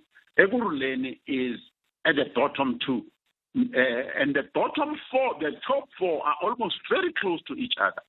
But at the end of the day, we need to be able to say exactly which categories has the metro declined to the point that of removing this mayor. Rather than raising politics and the areas that have declined in the poor performing municipalities, including Ekurhuleni, is administration, planning, and monitoring. Those are the two things that are not going well. I'm not saying they declined under this mayor. This mayor has been ousted. But I would have loved the situation where people give us the exact statistics that have declined in the performance of the municipality because of this mayor. Not that they want to put either the DA or the ANC into power. Let me stop there. Thank you. Okay, I think politicians are pursuing power, so I don't know if that's going to happen. But there's so many fears that what we've seen in local government, with what we saw in Ekurhuleni, no mayor for a long time, that coalitions falling apart in other places, changes of government fairly often. Tshwane was very difficult at one point. That what we've seen in local government could be the situation in provincial government after the election. Some people even think national government. Do you think it will be different in provincial government? Let me leave national government for now. Do you think it'll be different in provincial government from what we've seen in local government? The difficulties, for instance, in Gauteng, I think that will probably be one of the biggest, Gauteng and KZN, but let's stick to Gauteng for the time being. If people like Panyaza Lesufi are given a chance by the ANC to put together the coalition and run those coalitions, it may probably be stable. But if the differences inside the ANC are not resolved by the time of the elections, then you will have an unstable government. Panyaza has been able to put together coalitions and stick to his promises and keep his partners, etc., etc. But even in Ekurhuleni, there are people, because with the ANC losing support, there are people who are losing incomes and losing access to power and opportunities, and they create instability in the ANC and then create instability in the coalitions and so on and so forth. So that is that. In KZN, the biggest factor is going to be MK MK did, in a way, try to create a stable coalition in Durban. The ANC is still in power. I mean, I'm saying Zuma did create that coalition there. So MK is going to create a coalition there. Is there a critical glue of holding those things together? The question is whether the DA will be able to hold on to Inkatha, whether MK will attract Inkatha to its side. Those will be the issues. But in those two provinces, there is a prospect that they might have a stable government. I mean, it looks quite complicated. I mean, even the Western Cape is likely to see the DA falling below 50%. So, okay, I mean, I don't know if MK could really work with the ANC if you look at the sort of statements they issue about each other and each other's leaders all the time. Well, I can't remember. It was Malema who said that there are no permanent enemies in politics. This is politicking. This is jockeying for power. These are comrades who slept under the same blanket for the last 60 years. These are buddies. They differ. In my judgment, the point of difference here is the forgiveness of crimes. Once that issue is out of the way, that people can be sure that, they'll be seen in a favorable light and forgivenesses will be forthcoming, they can continue as they always have. I don't see the ANC of Cyril Ramaphosa and MK of Jacob Zuma as eternal enemies. They are not. They've never been. I mean, the mess we're in, the two of them put it together. Cyril was chairman of the deployment committee, putting all kinds of dubious people who were identified as thieves, some of them as liars by the Zondo Commission. So, but they were put there by Cyril. Working together with Jacob Zuma. So these chaps and this remission that Zuma got, he got it from Cyril, not out of the blue. So they know how to work together. Sandile Swana, thank you. Political and governance analyst. Do appreciate the time. 19 after 7. Are you blowing your paycheck on car insurance every month? Monica, 39 from Three Rivers, pays just 1,515 Rand a month for her 2018 BMW 320i. None of the insurance companies has come near to the price I'm paying. I am happy at Outsurance. I'm going nowhere. SMS out to 30754 now for a quick quote that could save you hundreds every month. You'll also find out about included benefits like panic assistance and help it out 24-hour roadside assistance. Yusuf, 45 from Tegadal, pays just 700 Rand a month for his 2021 VW Polo. Help it out. Took the family up to go and see the snow and I got stuck. The service was quick, even though it was in a very remote area. Absolutely phenomenal service from Outsurance. SMS out to 30754 now.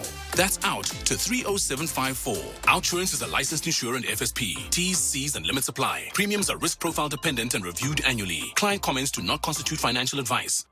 There's a song that goes, "Money can't buy me love." And that's true. But then they told us all you need is love, which anybody with a mortgage will tell you most certainly is not true. Love won't pay your parking tickets or your student loan. It's also needy. It requires effort, availability, constant care. But more importantly, love requires time. And while money can't buy you love, it can certainly free up some of your time. Time to spend on the things you love, with the people you love. And if you're looking, maybe even time to find the one you love.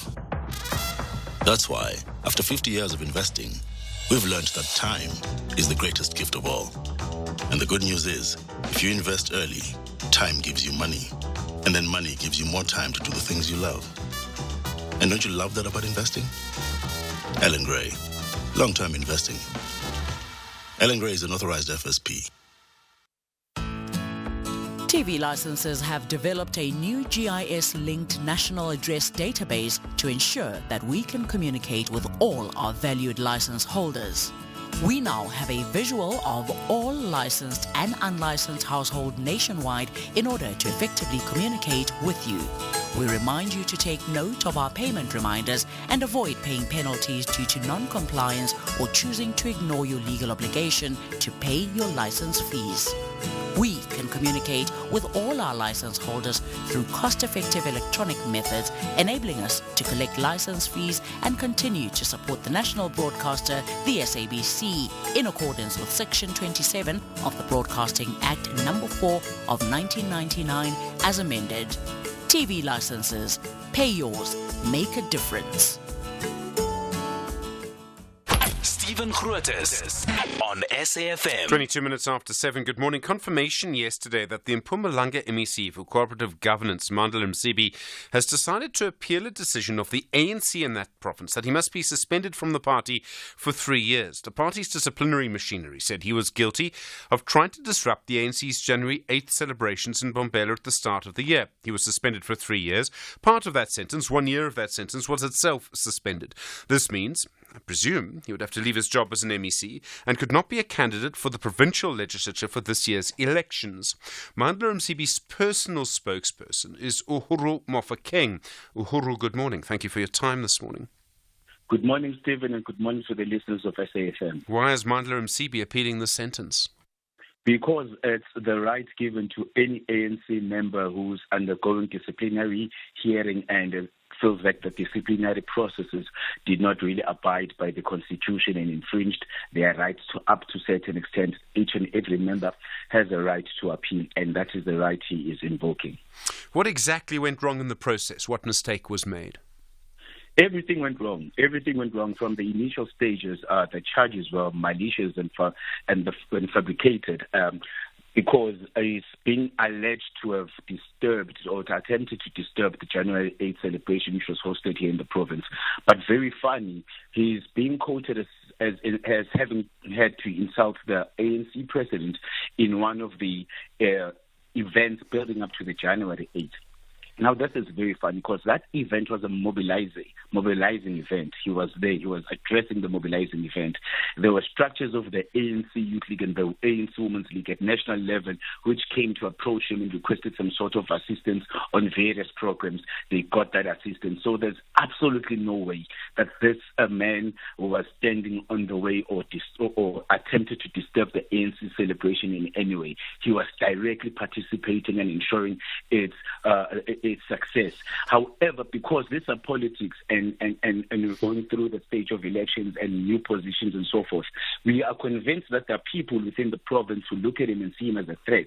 And because he's a threat to their personal and political ambitions of being premiers, of being members of the executive committee, or occupying any other position, the best way to do that is to eliminate him from the equation and to take such vexatious charges against him and even have the nerve of finding him guilty. Okay, well, you say all of that, but you need to be incredibly specific about what the disciplinary process got wrong. You can't just say from the start. You can't say this was malicious. You need to actually prove that.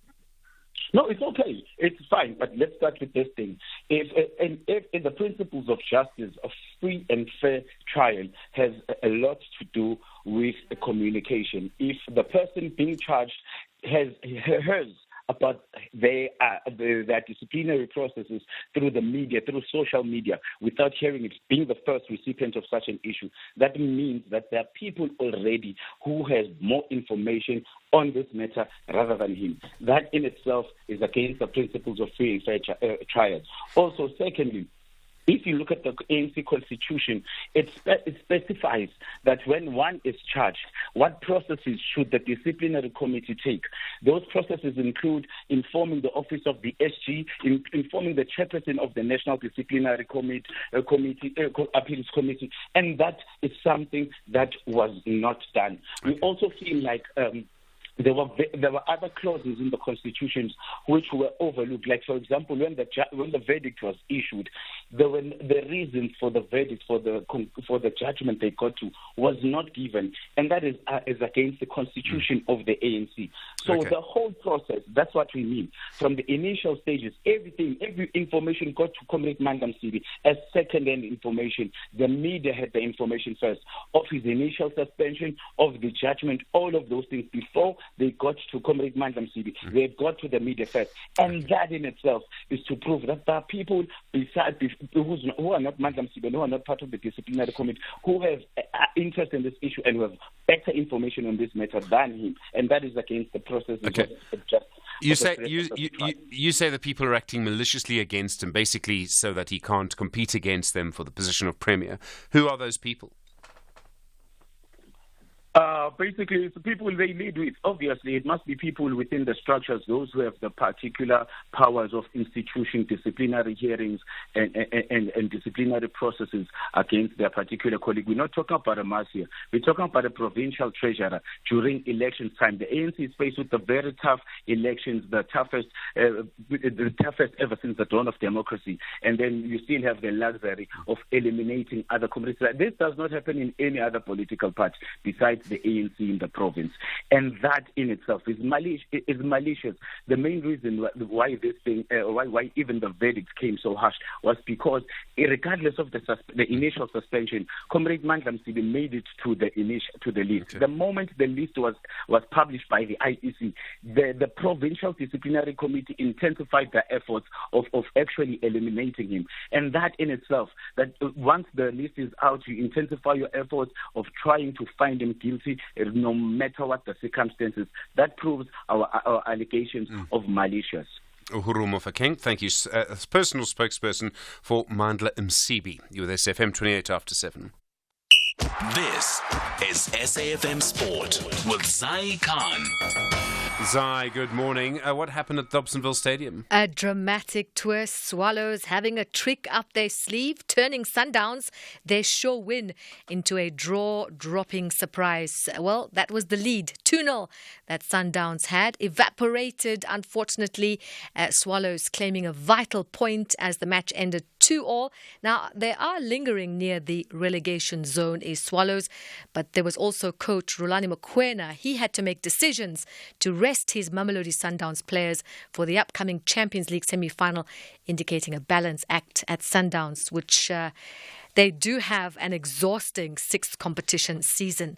Elsewhere, Cole Palmer's 4-goal spectacle propelling Chelsea to a 6-0 win over Everton, but this was overshadowed by a penalty spat. Chelsea's victory was eclipsed by an on-field tussle as Nicholas Jackson and Noni Madueke vied to take a spot kick, which was eventually scored by Palmer, prompting Mauricio Pochettino to issue a stern warning against such conduct. And for me, it's the last time that I want to see something like this. I need to apologize, fans around the world, because seeing this type of situation after 4-0 to fight for the penalty, we need to make clear a statement that I'm not going to accept. Next time that happens, is going to go all out, of the pitch, and they need to learn and to be professional.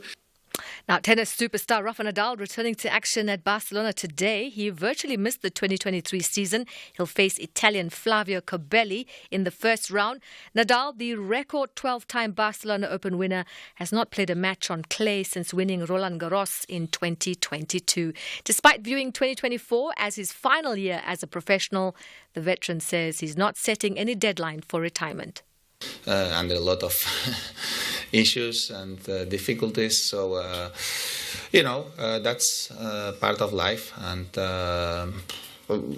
in 2022, I was not able to think about how long it will take me to be back playing on a clay court tournament without a title. I was enjoying the title of Roland Garros and trying to be ready for the next event, and that's what I have been doing all my life. Just trying to think what's going on day by day, and just try to adapt to the situations and try to be able to improve under any circumstances to be a better player. More sport on Sunrise. Top of the hour, I'm Zai Khan. Zai, thanks very much indeed. In the next half hour, we'll talk about the rising oil prices and how they'll affect you as a result of the situation involving Iran and Israel. You're with SFM leading the conversation at 7:30. Good morning. In the headlines, former public protector advocate Busisiwe Mkhwebane will today turn to the Gauteng High Court in Pretoria to challenge the decision by the Office of the Public Protector not to pay her R10 million gratuity. KwaZulu-Natal Cooperative Governance and Traditional Affairs spokesperson Siboniso Mgadi says days of heavy rain across KwaZulu-Natal have caused extensive damage to road infrastructure and property. And Minister of Social Development Lindu Lindiwe Zulu has held the signing of the funding agreement with the US government as a collaboration for a better South Africa. The US and SA governments have signed the agreement with $5 million to assist vulnerable children in the country. I'll have details on these and other stories at 8. SAFM, guiding you through the rush hour traffic. No change on the M1 South through Pretoria, apart from the fact that it's just getting heavier by the minute still. It's a fatal crash just before you get to the R21 highway exit. 2 lanes are closed. Traffic's all the way back through to Storenville Road. So the M1 South is heavy. The N4 looks like a lot of people are avoiding it. So sitting from Vartamas Street through the N1 and down in towards Hatfield. And a lot of other motorists using routes through Pretoria East as alternatives, particularly Solomon Mashlangu, Jenner and Masiela. Those routes under real pressure this morning with extra traffic volume in that area. The N1 North coming out of Soweto, roadworks again this morning at Maresburg, so there's queues that are back all the way almost to Rancho Road, so deep in Soweto territory, that one. Coming out of Pietermaritzburg, a breakdown near Market Road, so the bottom end of the bypass, Durban bound, it all gets heavily backed up. Crash leaving Chatsworth on the Higginson Highway at Havenside, that's heavy. Crash on the M19 between Claremont, New Germany side and Reservoir Hills. The M19 driving through to Durban as you pass the top end of Westfield, very heavy. Worth a mention, the N2 northbound, pretty heavily back through towards the roadworks just after Spaghetti Junction as well today.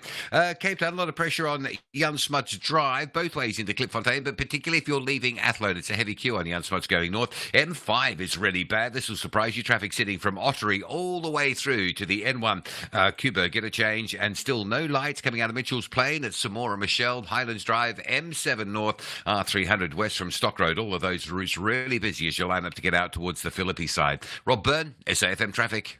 The business update on SAFM. With Intauleng Lechela. Intauleng, good morning. Asian markets, US futures, how's it all looking? Well, it seems like a risk-off kind of day, Stephen, with red screens across the board, kicking things off in Asia. Those markets fell deeper into negative territory. The Japanese Nikkei shedding over 1.8%, while China's Shanghai index is down 0.9%. This has mainly been due to geopolitical tensions, as well as a mixed bag of data coming out from China. Growth numbers coming in positive above expectations, but retail sales and industrial output disappointing economists. Over in Wall Street, US futures poised to start the day on a sour note, with all indexes on that end in the red. The same kind of sentiment is playing out here at home. The rand taking a knock back above the 19 rand mark to the dollar. And then China's economy growing more than expected in the first quarter. So China's recovery is gaining momentum. In the first quarter, that economy grew 5.3%, and this is around the government's expectations of growth of around 5%. This was boosted by a booming services sector as well as increased overseas demand, driving export growth in the industrial sector. Now, despite the upbeat economic growth, there are still some risks at play. Economists have raised concerns about the underperformance of China's property sector. That sector still performing quite poorly. Investment in the industry fell 9.5% in the first quarter. Another issue that could weigh on the economy moving forward is the potential trade friction we're seeing in the West, including additional tariffs, especially as the US has recently blamed China for the overcapacity issues, which has slowly started to weigh on the country's trade industry. And then another state body, ITAC, targeted by a cyber attack. We've seen so much of this. Well, Stephen, you're right. There's been an increase of data breaches this year. According to the information regulator, the body receives about 150 data breach notifications a month, and the International Trade Administration Commission is the latest government body to fall victim to a cybersecurity attack. The import tariff body recently said that it was targeted in a ransomware attack, so hackers blocked ITAC's access to its systems until money was paid to allow access again. What is concerning is that the hackers have access to personal information had access to personal information relating to ITAC's employees, service providers, importers, and exporters. And so it's warned its stakeholders of the leak of information, says an investigation is ongoing, and has upgraded its systems. Intauleng Lechela, thanks very much indeed. Back, of course, tomorrow, more business news through the day here on SFM. Call us on 086 000 2032. Well, lots to talk about this morning. That's the number. The situation in Ekurhuleni. You heard that conversation with Palani Mavundla, the leader of the ABC party. He wants an independent kingdom in KwaZulu-Natal. And Kunzi on the line from Pietermaritzburg. And Kunzi, if I come to visit you, must I bring my passport? Yeah, stupid. You know, Mr. Mavundla, you know what he's saying right now? At best, it is ethnic chauvinism. Yeah. Or at worst, it is just purely tribalism. There's no other way of looking at it. That's just not allowed. And we don't need these people anywhere near the corridors of power in South Africa. We want to move forward as one. And if we're going to have politicians, leaders, who are going to talk like this, to differentiate between among Africans, who is Xhosa, who is Zulu, who is Sotho, who is this and that, who is Benda.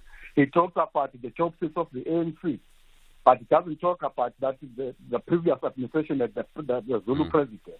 I'm Zulu myself, but I don't want people to always come here. And he's taking everything that is being talked about in the Facebook, in the doldrums of Facebook, that we must have our own state as a Zulu. We have to be proud of everyone is proud of our culture and heritage. Yeah. The Xhosas are proud of their heritage. The Vendas are proud of their heritage. That's good. That's awesome. That's welcome in our democratic system.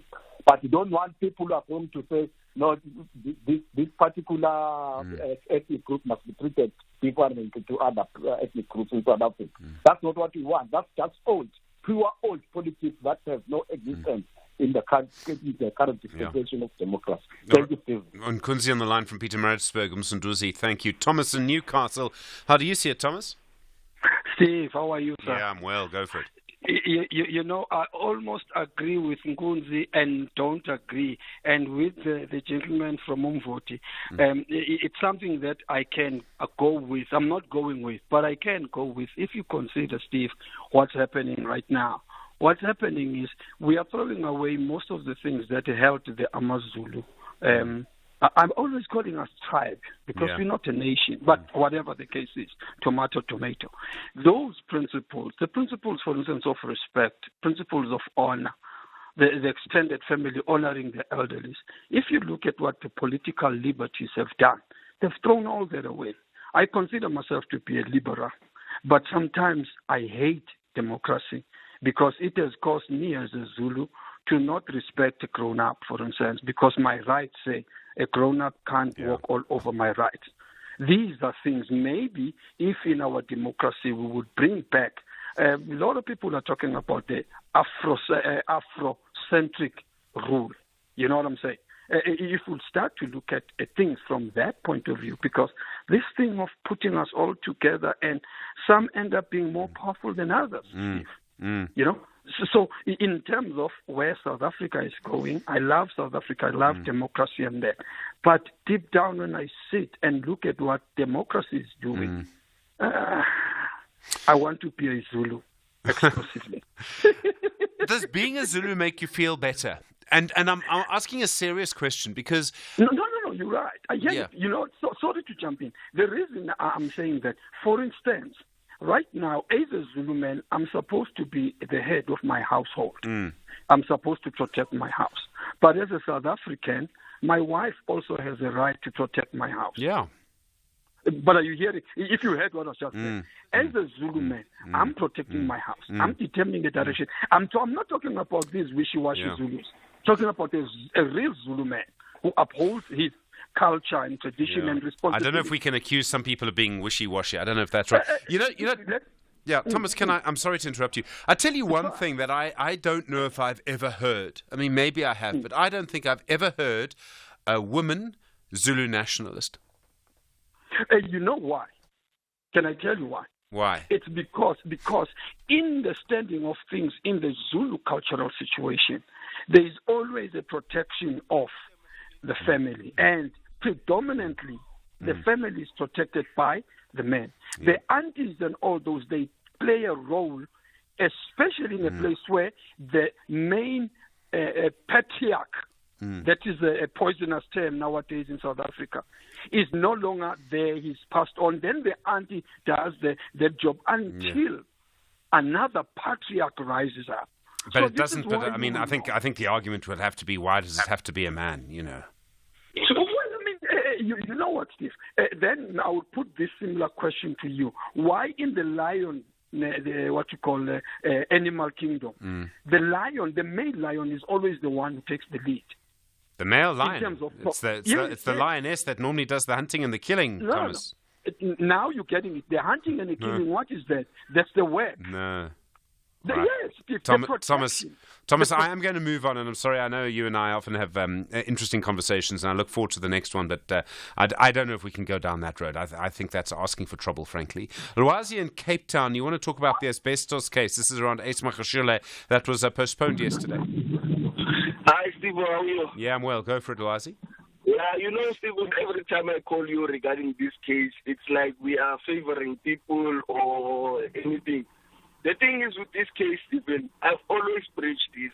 The NPA, when they arrest you, they must know that we have a watertight case and we are ready for trial and everything. Now the case has been going for about 3 to 4 years now. Only to be told yesterday that that lady who was interviewed by the CIA and the FBI, not the CIA, the FBI, yeah. Like, where do they enter FBI in a South African matter?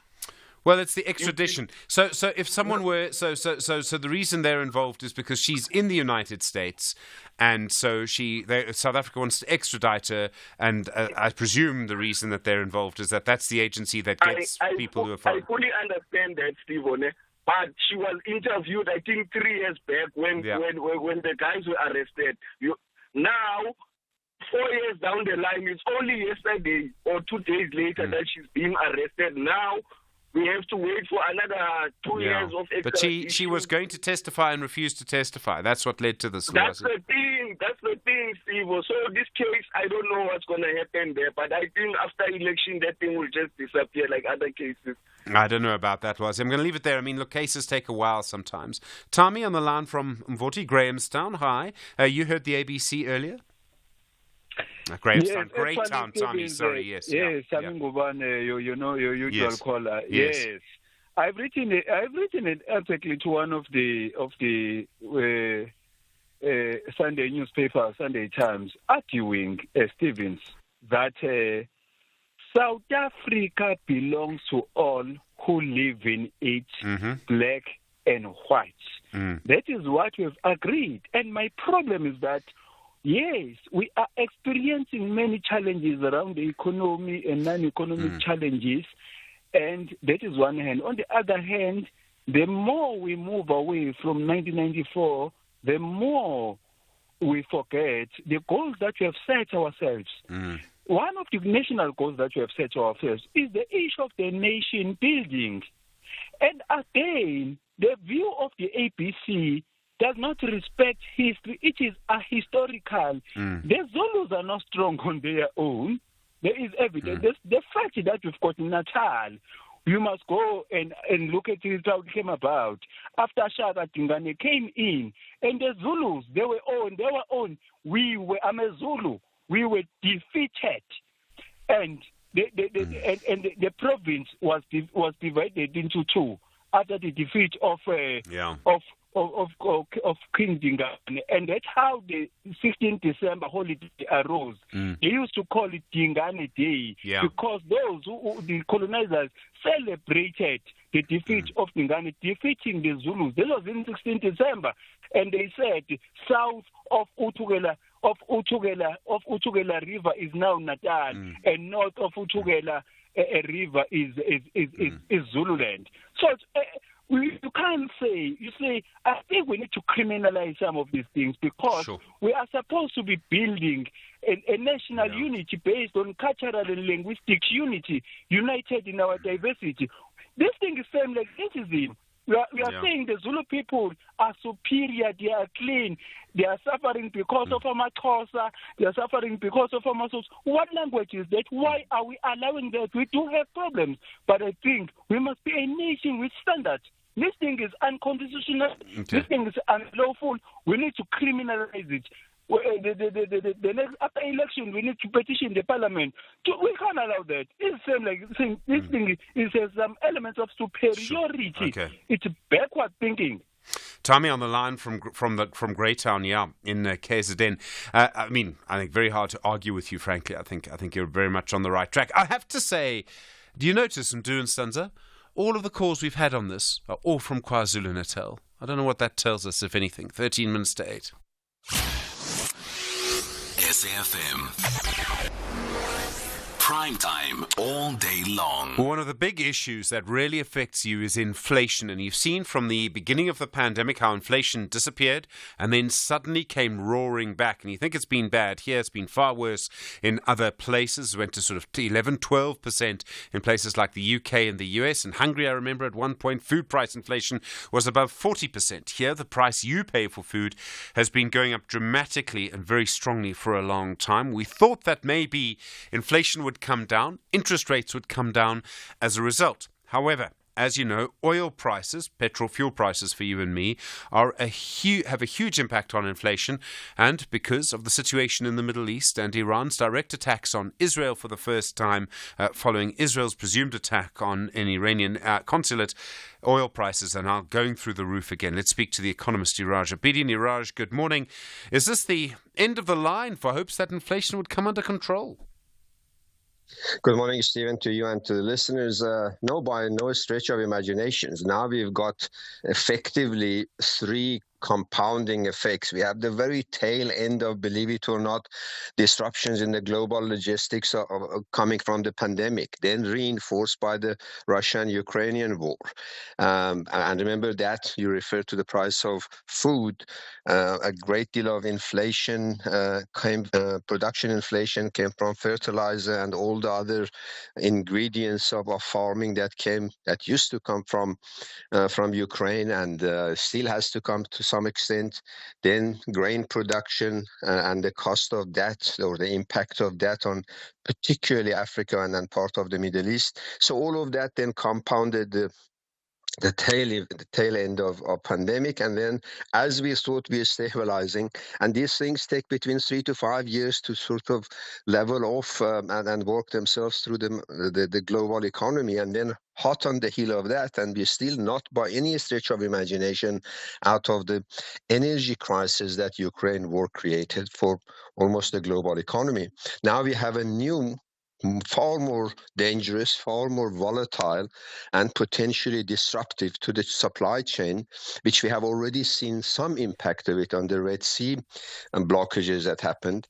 And of course, if the Iranian-Israeli war goes into the next stage, we can potentially see the total stoppage of up to 40% of the global oil. And then there is no substitute for it. So the prices are going to stay higher for longer, inflation higher for longer, interest rates higher for longer. Okay, so basically it's all going to be very bad. Does that mean, as things stand, we're not going to get any interest rate cuts this year? At one point we thought, if we followed the Fed, I know the governor doesn't like to say we follow the Fed, that we would get 4 cuts this year. That's not going to happen then. Absolutely not. At the moment, given the situation, as you would know, and it says public record that the Fed chairman has already indicated that he's not going to move. He's going to, as they say, sit on his hand until things have become a bit clearer. And if the Fed doesn't lead the way, then all other central bankers are going to follow suit. And of course, we have seen China wanting to break ranks. They have brought interest rates down to boost their economy, but then they'll see the consequences in terms of devaluation of their currency, or not devaluation, depreciation of their currency, and as a result, imported inflation for them. So I think it is a system that at the moment is made highly, highly vulnerable, and central bankers are the only last bastion of keeping some kind of stability at the national and international level. And with the politics and geopolitics around us, the central bankers are going to sit on their hand for longer. In other words, life is going to be tough for some time to come, and it's just a reminder, once again, of the interconnectedness of our lives with everyone else. Absolutely, absolutely. There is no way that either a big economy, a small economy, developed or underdeveloped, escape the indispensable, the undeniable interconnectedness of global economy and the welfare of global nations. So we need to move to a different mindset to solve the problems that we have, not the old ones. Thank you very much indeed, Iraj Abedi, and the Economist really do appreciate the time. Well, very, very scary moments, isn't it? Very tough at the moment. 8 minutes to 8. SAFM, guiding you through the rush hour traffic. Give yourself a ton of extra time to negotiate Pretoria traffic this morning, particularly along the N1 corridor. A fatal crash for the R21. It is going to take a while to get this scene all cleared up and the lanes reopened. Traffic's all the way back through to Stormful Road. And in a nutshell, routes through Hatfield and Pretoria East are under pressure with diverting volumes. So very heavy on the main N1 and the alternative routes under lots of pressure as well. Also, the N1 North is getting busy now with the onlookers coming up through the R21 towards Rigel Avenue. That's all backed up. Roadworks leaving Soweto. N1 North at Maresburg. That's quite heavy again this morning. Crash on the Mike 1 North near Empire Road, so heavy coming through from Gold Reef City via Crown. And there's also been a crash on the M2 around the Benrose area, causing some delays into Joburg as well. Now, Durban, Higginson Highway coming out of Chatsworth, a crash near Havenside has been cleared, so that traffic's starting to move on. M19, a collision between Claremont, New Germany and Reservoir Hills, the M19 moving slowly after Dunkeld Road across the top of the Westville area. And the N2 a little bit sluggish this morning, Tweeny Hill up into Prospect. And Cape Town, a busy one. There's a truck that's overturned at the Kuberg interchange on your way out of town. That is causing delays on all approaches. N1 outbound, N1 inbound, the Kuberg Road through Brooklyn, and the M5 is particularly heavy with a queue right back around sort of Ottery territory, all the way up into the Kuberg interchange. And there's just been a crash on the N1 out of town at Belleville's Durban Road. That's causing a backlog through the Plattekloof Hill area. Rob Byrne, SAFM Traffic. Call us on 086 000 2032.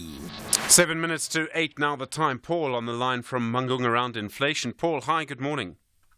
Hi, Steve. Hi. Yeah, I'm well. Go for it. Steve, myself, I wish if I could be a president just for one day and then I change the laws. Mm-hmm. They throw they catch me, they put me in jail, and then they throw away the keys. The reason why I say so is we are suffering today because of weak leadership. Yeah. If we had a strong leadership, today we're not supposed to have this kind of inflation. Today we blame Middle East. We blame the conflict of Ukraine and Russia because we don't have access of crude oil and gas and all that stuff. But the mother nature in South Africa has the crude oil and gas on its belly. Why don't we explore this kind of minerals so that we can minimize the inflation? I close my case. All right, Paul. Yes. All right. Why would you be thrown in jail for saying that? Because we don't have that kind of leadership. If I was a leader today, okay, I could be in jail because I change all these laws so that we can explore this crude oil and gas. All right, Paul. People that they don't like it, they catch me, they throw into jail, and then they throw away the keys. All right, Paul, I'm coming with some bail money, all right, if that happens. Paul on the line from Mangung. Thank you. I know that I do have a support. Thank you. Okay, Paul on the line from Mangung. I mean, I don't think there's anything objectionable in that statement. Mbuyiswa, and you're on the line from KZN as well, from Mgungung Glovo. Hi, good morning, Mbuyiswa. Good morning, Stephen. Go for it. You know what? I think what Mr. Mawunda said is very criminal. He can't say that. And I want to believe that he is not making that statement on behalf of Zulu people. Yeah. You know, this thing of being me, Zulu, you are Changani, I think it was a source of violence even in the hostel in Gauteng. So he can't do this because you can't divide people. Right. You mentioned Songa, I think you meant Mbuyiswa. Anyway, go on, yeah. Yes, all I'm saying is that you can't divide people according to tribes and then want to be independent state, as Zulu independent state. We need each other. Stephen, You know what? You may even found even Mavunda himself, because he was born in KZN, he was called Mavunda. You may even find that he's not even a Zulu. So the fact that we were born in KZN, we are called by that surname. You know, our elders used to change names easily because there was not this. There was never been this thing. There was never been this thing of administrative issues of Home Affairs. And then you are from Limpopo. You are from Limpopo. You come to KZN. You find that people who are benefiting, they are Zulus.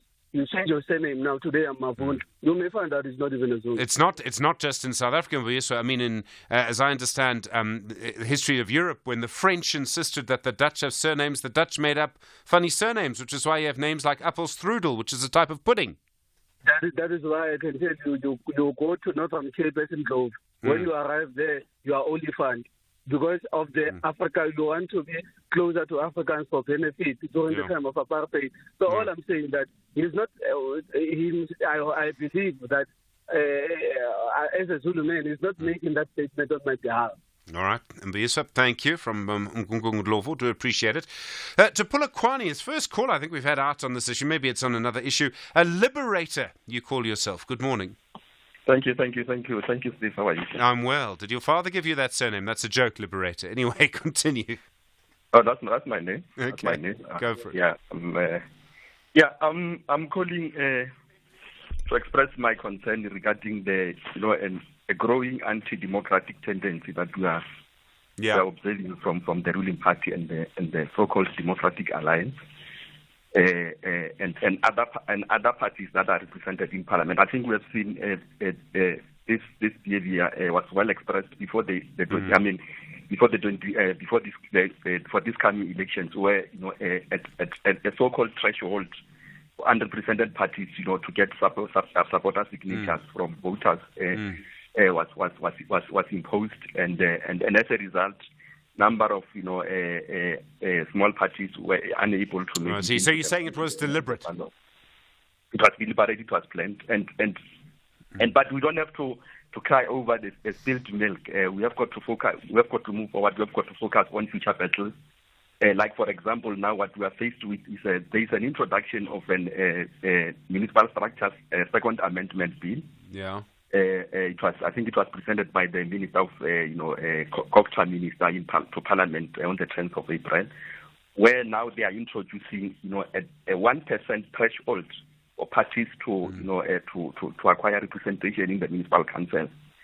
And the intention here is very clear, to ensure that they make it it's impossible and very difficult for small parties to also be represented have a representative in the municipal council, and that is undemocratic. That is anti-democracy.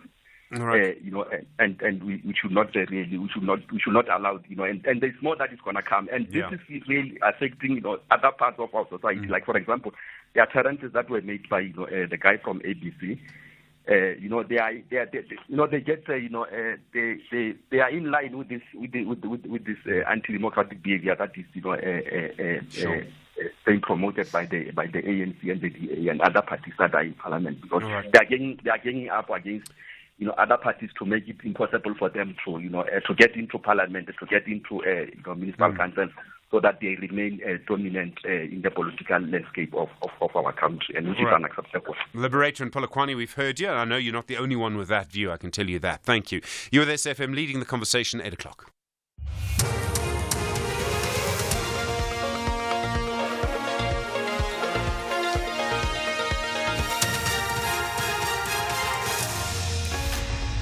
In our top stories, Mkhwebane heads to court over gratuity payment, and KwaZulu-Natal floods cause significant damage.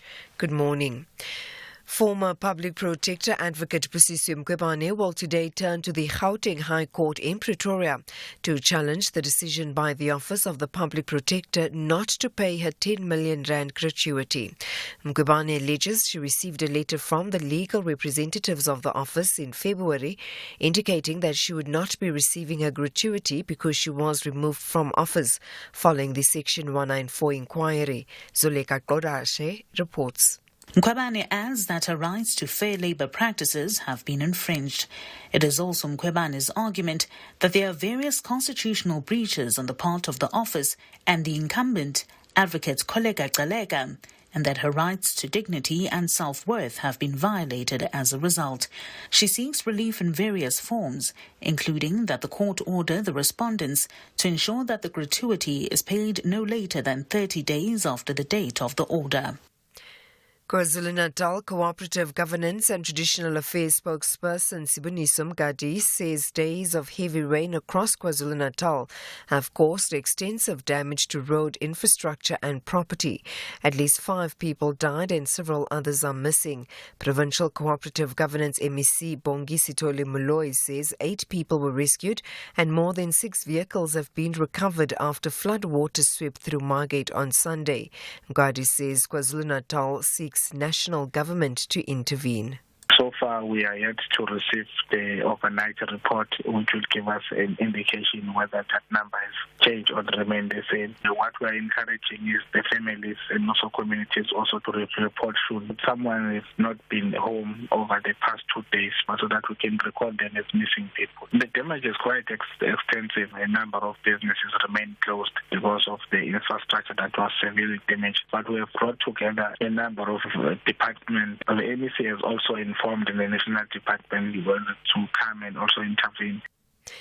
Minister of Social Development Lindiwe Zulu has hailed the signing of the funding agreement with the US government as a collaboration for a better South Africa. The US and South African governments have signed the agreement with $5 million to assist vulnerable children in the country. These include children living with HIV, children with disabilities, and victims of sexual violence. This particular program and agreement is focused directly on provinces, and while the Western Cape is the first, the next region will be Limpopo. Zulu says the aim is to serve the people through collaboration with other governments. I think we all know that USAID is one of those organizations through the government that have been there not only in South Africa but the entire continent. But for the specific targeting of improving the lives of children is critical for us as the government, and in particular the Department of Social Development, because the Children's Act lives within us as the Department of Social Development, and therefore it's important for us to have a national coordination to make sure that the lives of our children are improved. The DA Gauteng Shadow Health MEC Jack Bloom says the Gauteng Health Department is spending R14 million per year on 11 Cuban doctors, despite the large number of unemployed South African doctors. According to Bloom, this was revealed by the Gauteng Health and Wellness MEC in a written reply in the Gauteng legislature. It's further reported that the Cuban doctors work at the following facilities: Johannesburg Metro Health District, Ekurhuleni, Sidibeng, Telemogwerane Hospital, and Tembisa. However, the department says their contracts will expire this year. Bloom had this to say. It's really appalling that the Gauteng Health Department is spending 14 million rand employing 11 Cuban doctors instead of local doctors who are unemployed in many cases. A DA provincial government would definitely give preference to South African doctors and will cancel all the Cuban doctor contracts. The state is expected to call a new witness when the Senzo Mehiwa trial resumes in the High Court in Pretoria today. 5 men are on trial for the 2014 murder of the Bafana Bafana captain. Yesterday, the court heard that 2 of the accused were found in possession of cell phones in their prison cells. A cell phone was found in possession of accused number 5, Fuzukuhle Ntuli, while he was detained at Kalakabusha prison in Empangeni in KwaZulu-Natal on the 19th of August 2020. Sibusiso Yaka, who was head of prison then, says he's the one that informed the lead investigator after the said handset was allegedly found in possession of Ntuli. Alright. I then had a discussion with my superior that this issue of the cell phone didn't sit well with me because I don't know what it is that was being discussed. Because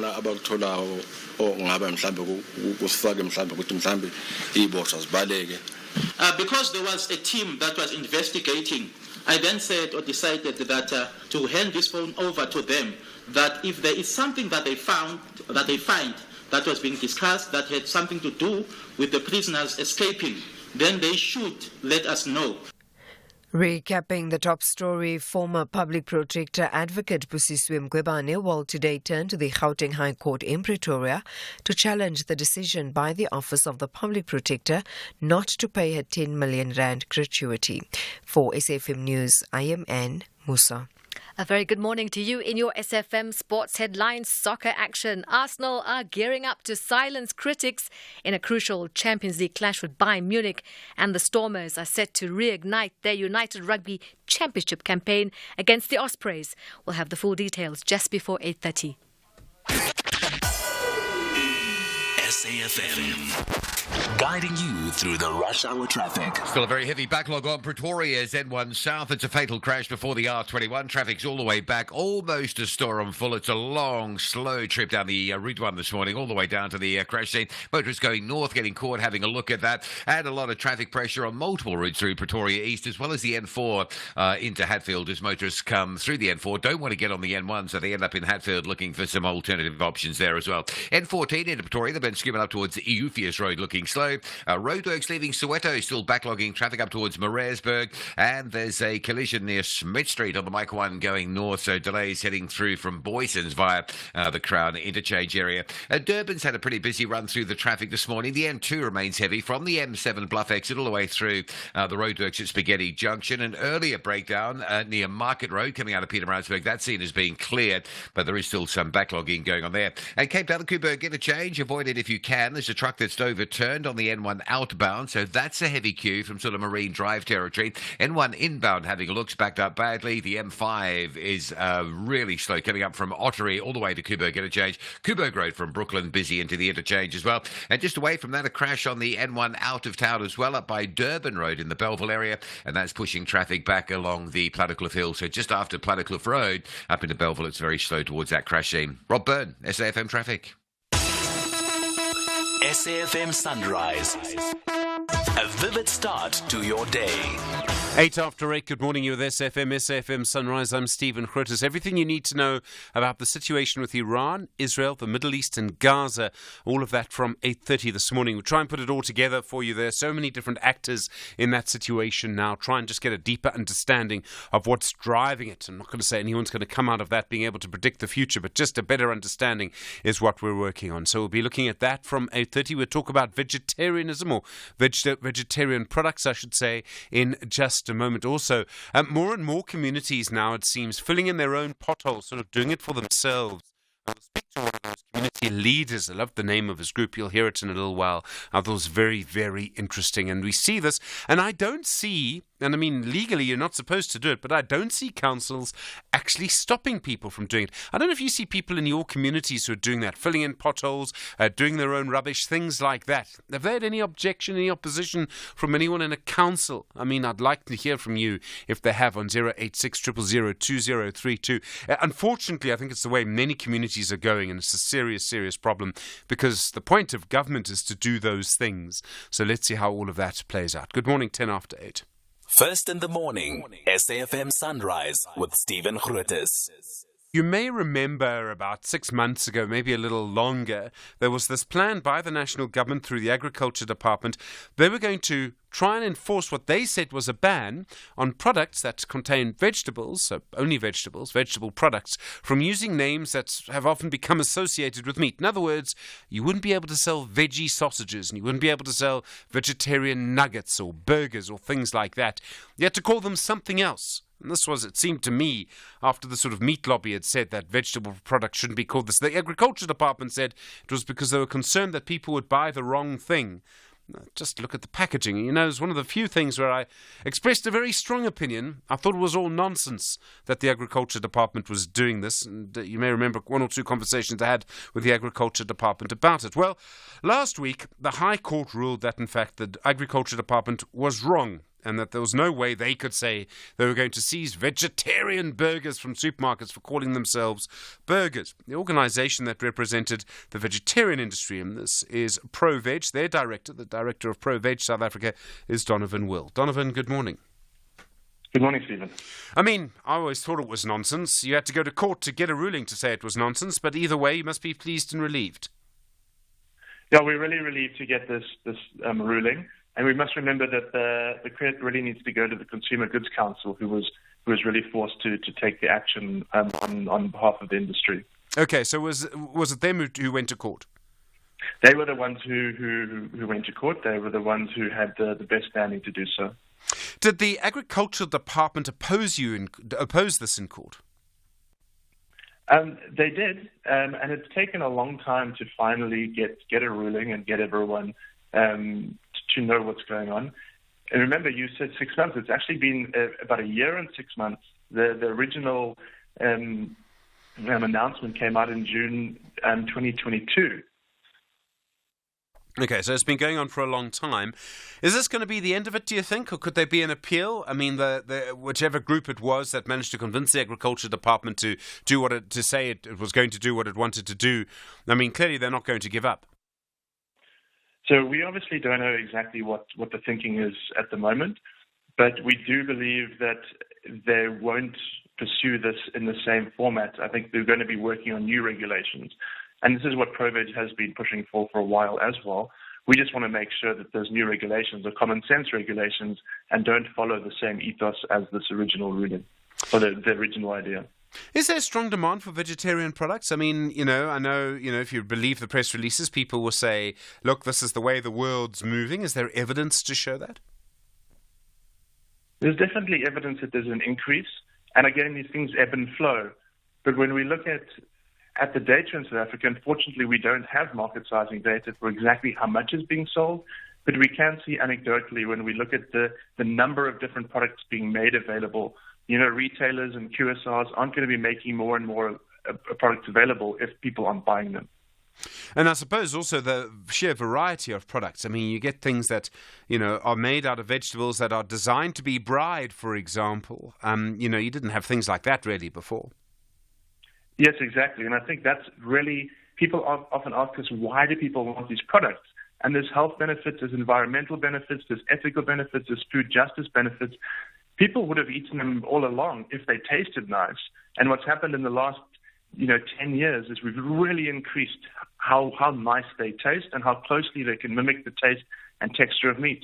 So if you love meat, you can now get something that tastes so similar to meat, but it's made of plants. People, probably as long as they've been humans, have eaten meat. And they've hunted, they've eaten meat for a few reasons. One, it's when we started as humans, is what there was. But the second reason is that protein is important. I mean, can you really be healthy and be completely meat-free? Yeah, so the research seems very clear on this, that we can eat meat if we need to, but we can also go completely without it. And the only nutrient we really need to worry about is B12.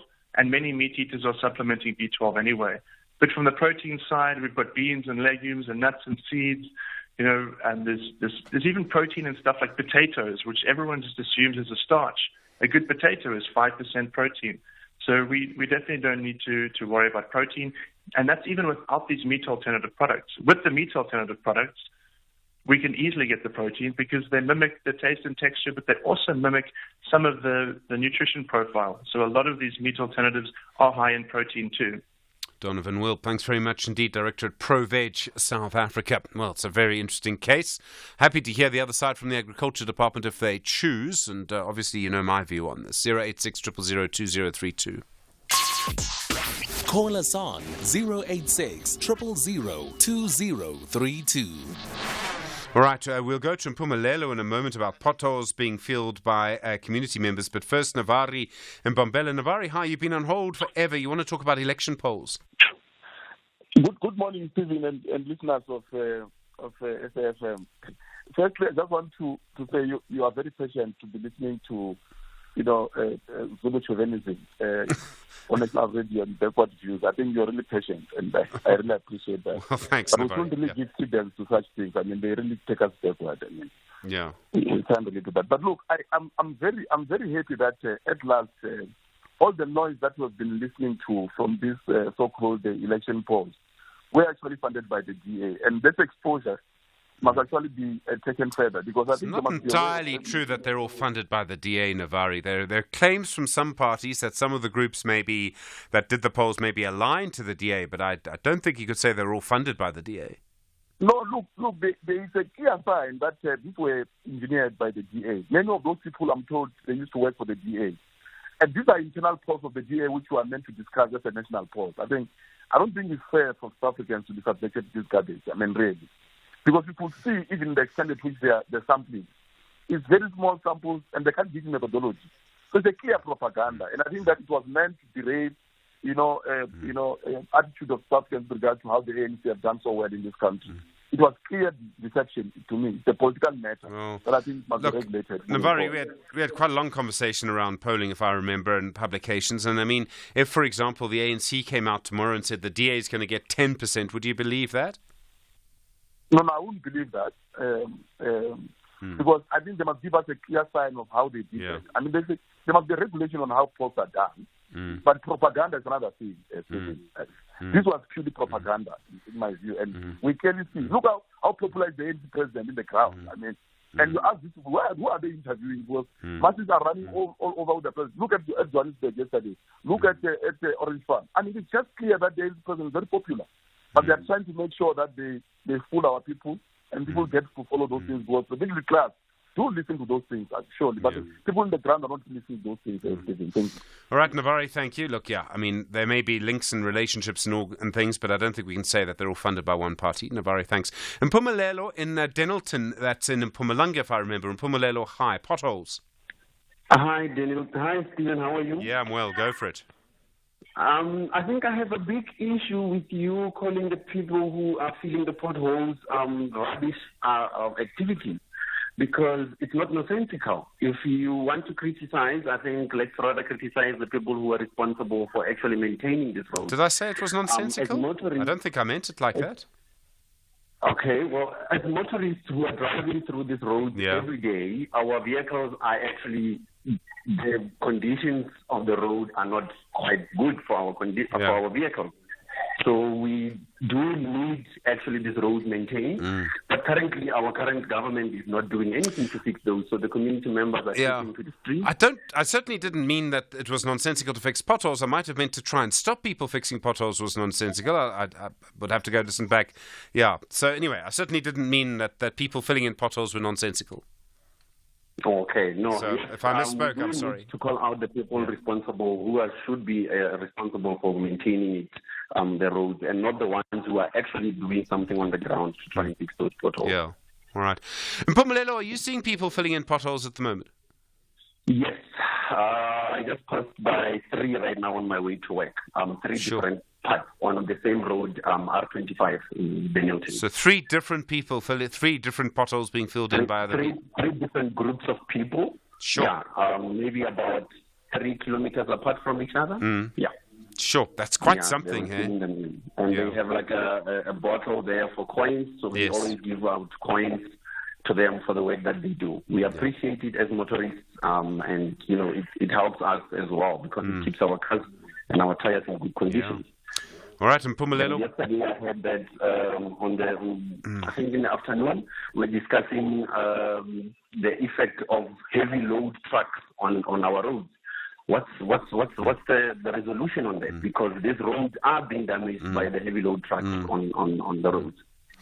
It's the kind of thing that government is supposed to manage and isn't, really, isn't it? Isn't that the issue?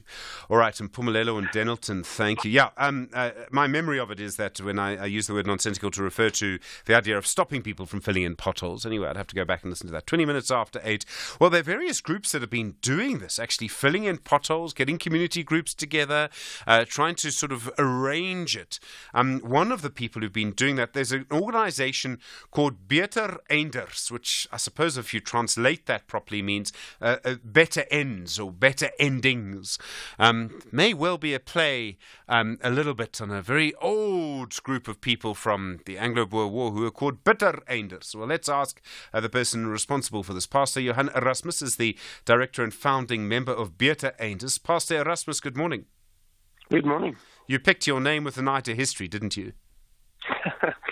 Well, you know what? I was on SAFM like a month ago, And the host was very, very disappointed because he was actually looking for the bittereinders, which are these group of like young right-wing Afrikaans boys, causing nonsense. And he spoke to me, and he was so disappointed. So I'm very happy to be on SAFM legitimately. Well, glad to have you with us.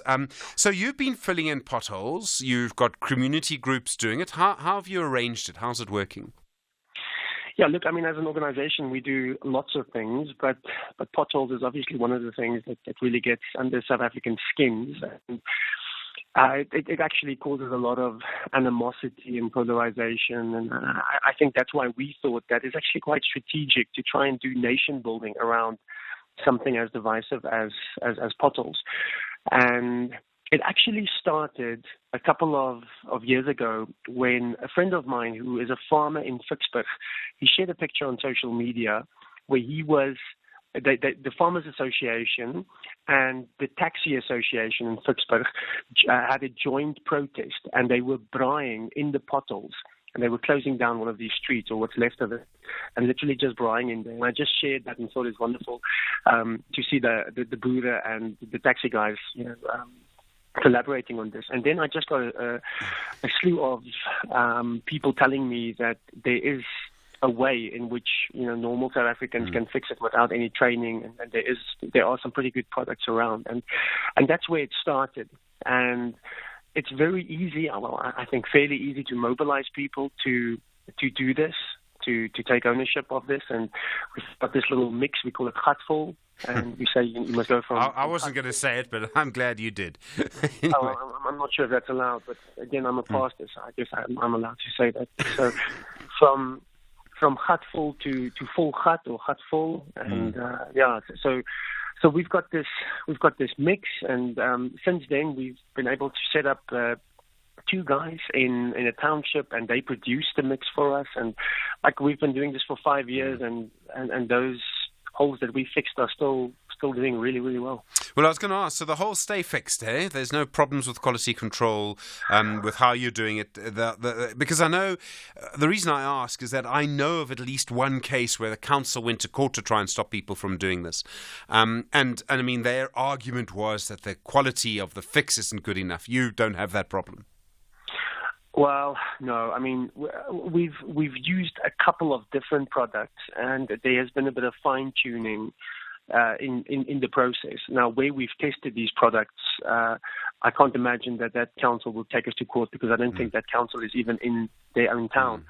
So we've tested lots of products, and this one seems to work really well, and it's also Sunwell approved. So we're not trying to be rogue and rebellious necessarily, and we're more than willing to work with government. So, for example, this past week we had over 100 people from different churches coming together, and we fixed loads of potholes with 5 tons worth of tar mix. And what some of the congregations did is they contacted their local council member and said, please just come and inspect what we did afterwards, and they are welcome to do that. So we're not trying to be rebellious, but on the other hand, if somebody's going to try and stop us, we might be just a tad rebellious. In a very pastoral way. Are you finding that more people support you? I mean, when they go past you on the roads doing this, what kind of reception do you get? I mean, if I went past you as someone who drives a car, I mean, I'd probably be singing hallelujah, for goodness sake, because sometimes, in some places, the roads are such a mess. Yeah, I mean, I think sometimes when I feel down, it's just a good idea to go fix a pothole, because everybody's just so appreciative. I've gotten more free cool drink in my life just by fixing potholes in public than anywhere else. So yeah, if you want to meet people, it's not a bad place. And you know what? I've literally met quite a few people who have actually become friends, who just stopped and helped me fix and said, okay, how do we do this? How do we get a part of it? How do we become part of this movement? So no, it's been very appreciative.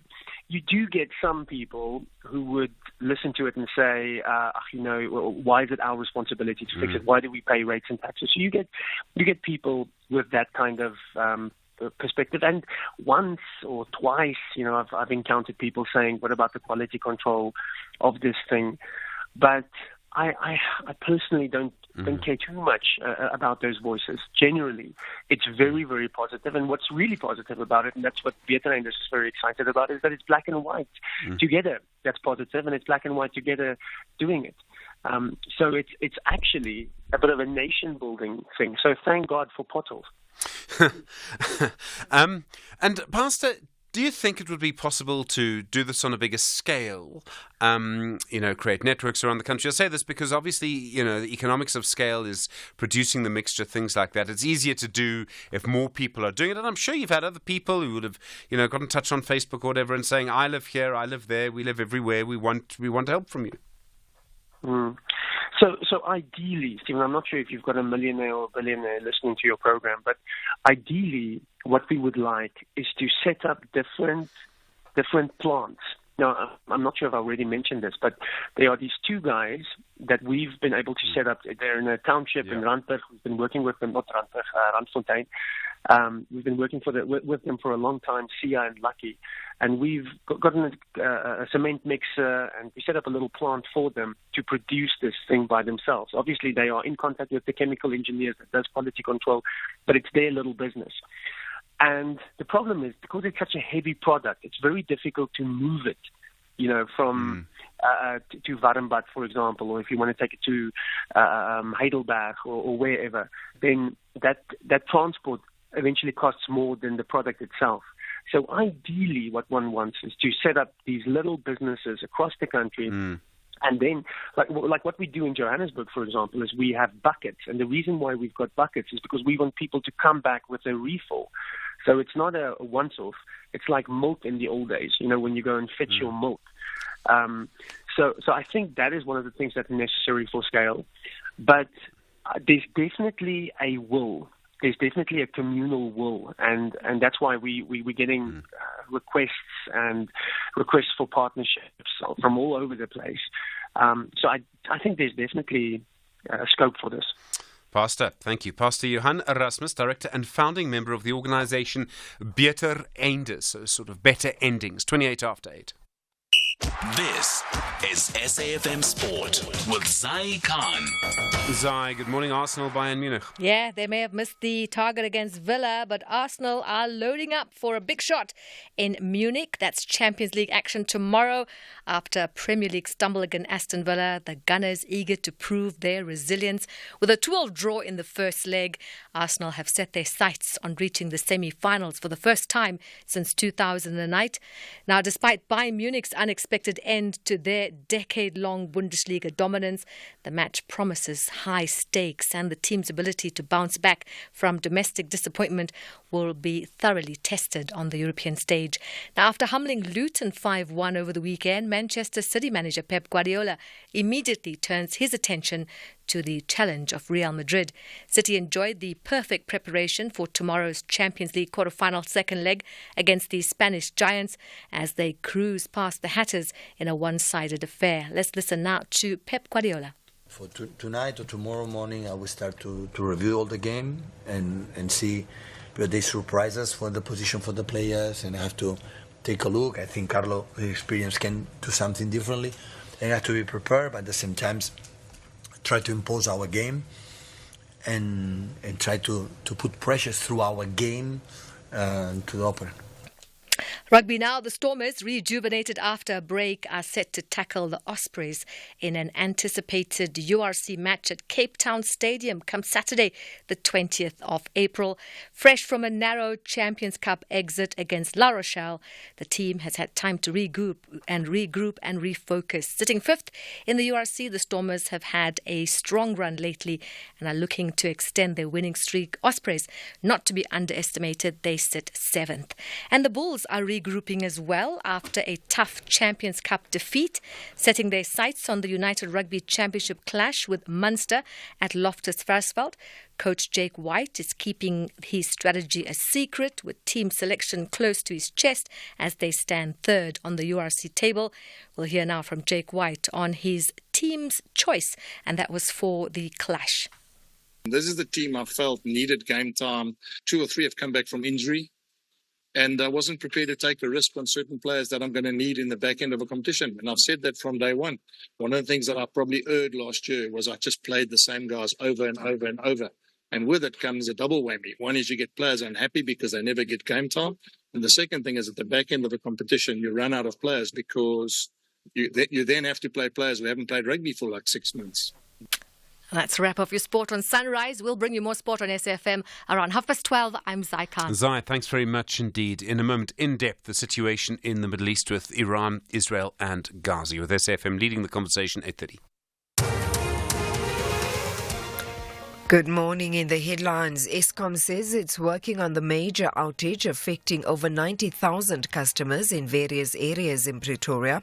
Eskom spokesperson Daphne Mukwena says they do not have an estimated time for restoration.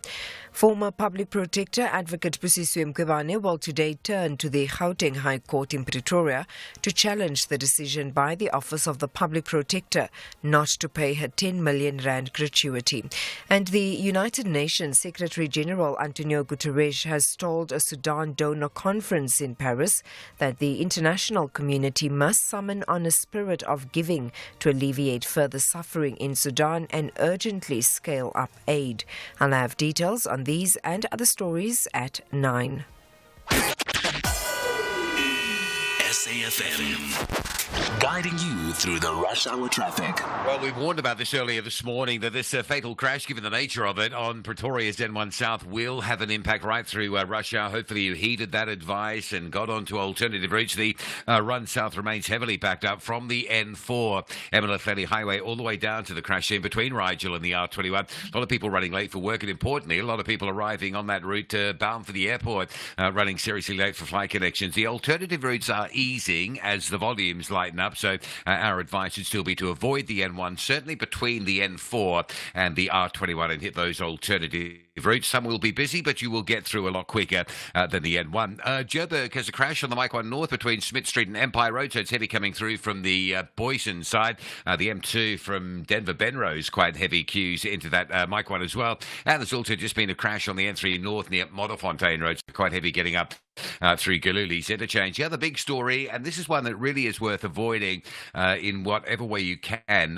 the N1 out of Cape Town is closed due to a truck crash at the Coburg interchange. So the N1 outbound is heavy. The N1 inbound, getting caught up in that, very heavy from Belleville. Coburg Road from Brooklyn Rugby into the interchange is heavy. The M5 stays a hot mess from as far back as Ottery and Kenilworth up into the Coburg interchange. So all those approaches are heavy. And then you've got terrific congestion on routes to the south through Maitland. That is gridlocking. And as all that outbound traffic on the N1 is diverted into Pardon Island, you've got some real proper congestion in that Pardon Island area as well. If you need to get out of Cape Town, I would suggest the N2 out through Hospital Bend would be a better option. With your traffic updates, I'm Rob Byrne. Mediated conversation on SAFM. 26 minutes now to 9. The time for your mediated conversation this Tuesday morning. On Saturday night, Iran launched several hundred cruise missiles, ballistic missiles and drones at Israel. It was the first time Iran has attacked Israeli territory directly from its territory. In the past, groups supported by Iran have, presumably, attacked Israel, but this has never happened directly. Iran says it was in retaliation for Israel's presumed attack on an Iranian consulate in Syria that killed 7 people. But the real conflict, of course, underway there at the moment is in Gaza, where Israel's offensive has now killed, the death toll is believed to be around 30,000 Palestinians. Israel went into Gaza after the Hamas attacks on Israel that killed 1,200 people and saw around 200 people being taken hostage by Hamas. Many of them are still being held. So then, is what happened over the weekend going to lead to an escalation? Could the Middle East be on the brink of all-out war between nation states? And what role could or should South Africa play in trying to reduce the tensions? This is your mediated conversation this morning. First, you'll hear Professor Grootes Landsberg at the University of Johannesburg, a professor in international relations and also a SACHI chair there. Then Tembisa Fakude is international relations analyst and senior researcher and director of Africa-Asia Dialogue. And finally, the prospects for peace, what we can do for peace. Dr. Kingsley Makabela is a risk analyst, a former ambassador and a PR executive. We start then with Professor Grootes Landsberg. Professor Landsberg, good morning and thank you for your time. Thanks for having me, Stephen. Yesterday we heard from a professor of military strategy who told us that Iran's attack on Israel was not necessarily an escalation, and that in fact the attacks were expected and communicated in advance to Israel and its allies. It seemed to me to be an amazing thing to say at the time. Do you agree with that this is not an escalation? I don't think it was intended as an escalation, but international relations, both in theory and in practice, teaches us that one of the major goals of countries, especially a country like Iran, who has been vilified for many years as the real sick man of the sick state of the Middle East, honor and prestige means a lot for them. If they did not react in any way whatsoever, they would have lost the regime there, the leaders there would have lost face with their own people. I suppose the big question, Stephen, for me is not whether there was going to be a reaction or not. The question was always going to be when and in what form the reaction will come. And finally, to reinforce the question, was a direct attack on Israel the right one? Because remember what Israel did, and very few are speaking about this, absolutely not Western powers are mentioning this. This was provoked by Israel's attack on the Iranian consulate in Syria on the 1st of April. But having gone for an attack directly on Israeli soil, and it was proportional. It was a demonstration attack. There was nothing vicious or bellicose to extreme levels about it. But it may have unintended consequences that in the short term certainly seem to serve Netanyahu's agenda. And that, for me, is the real debate.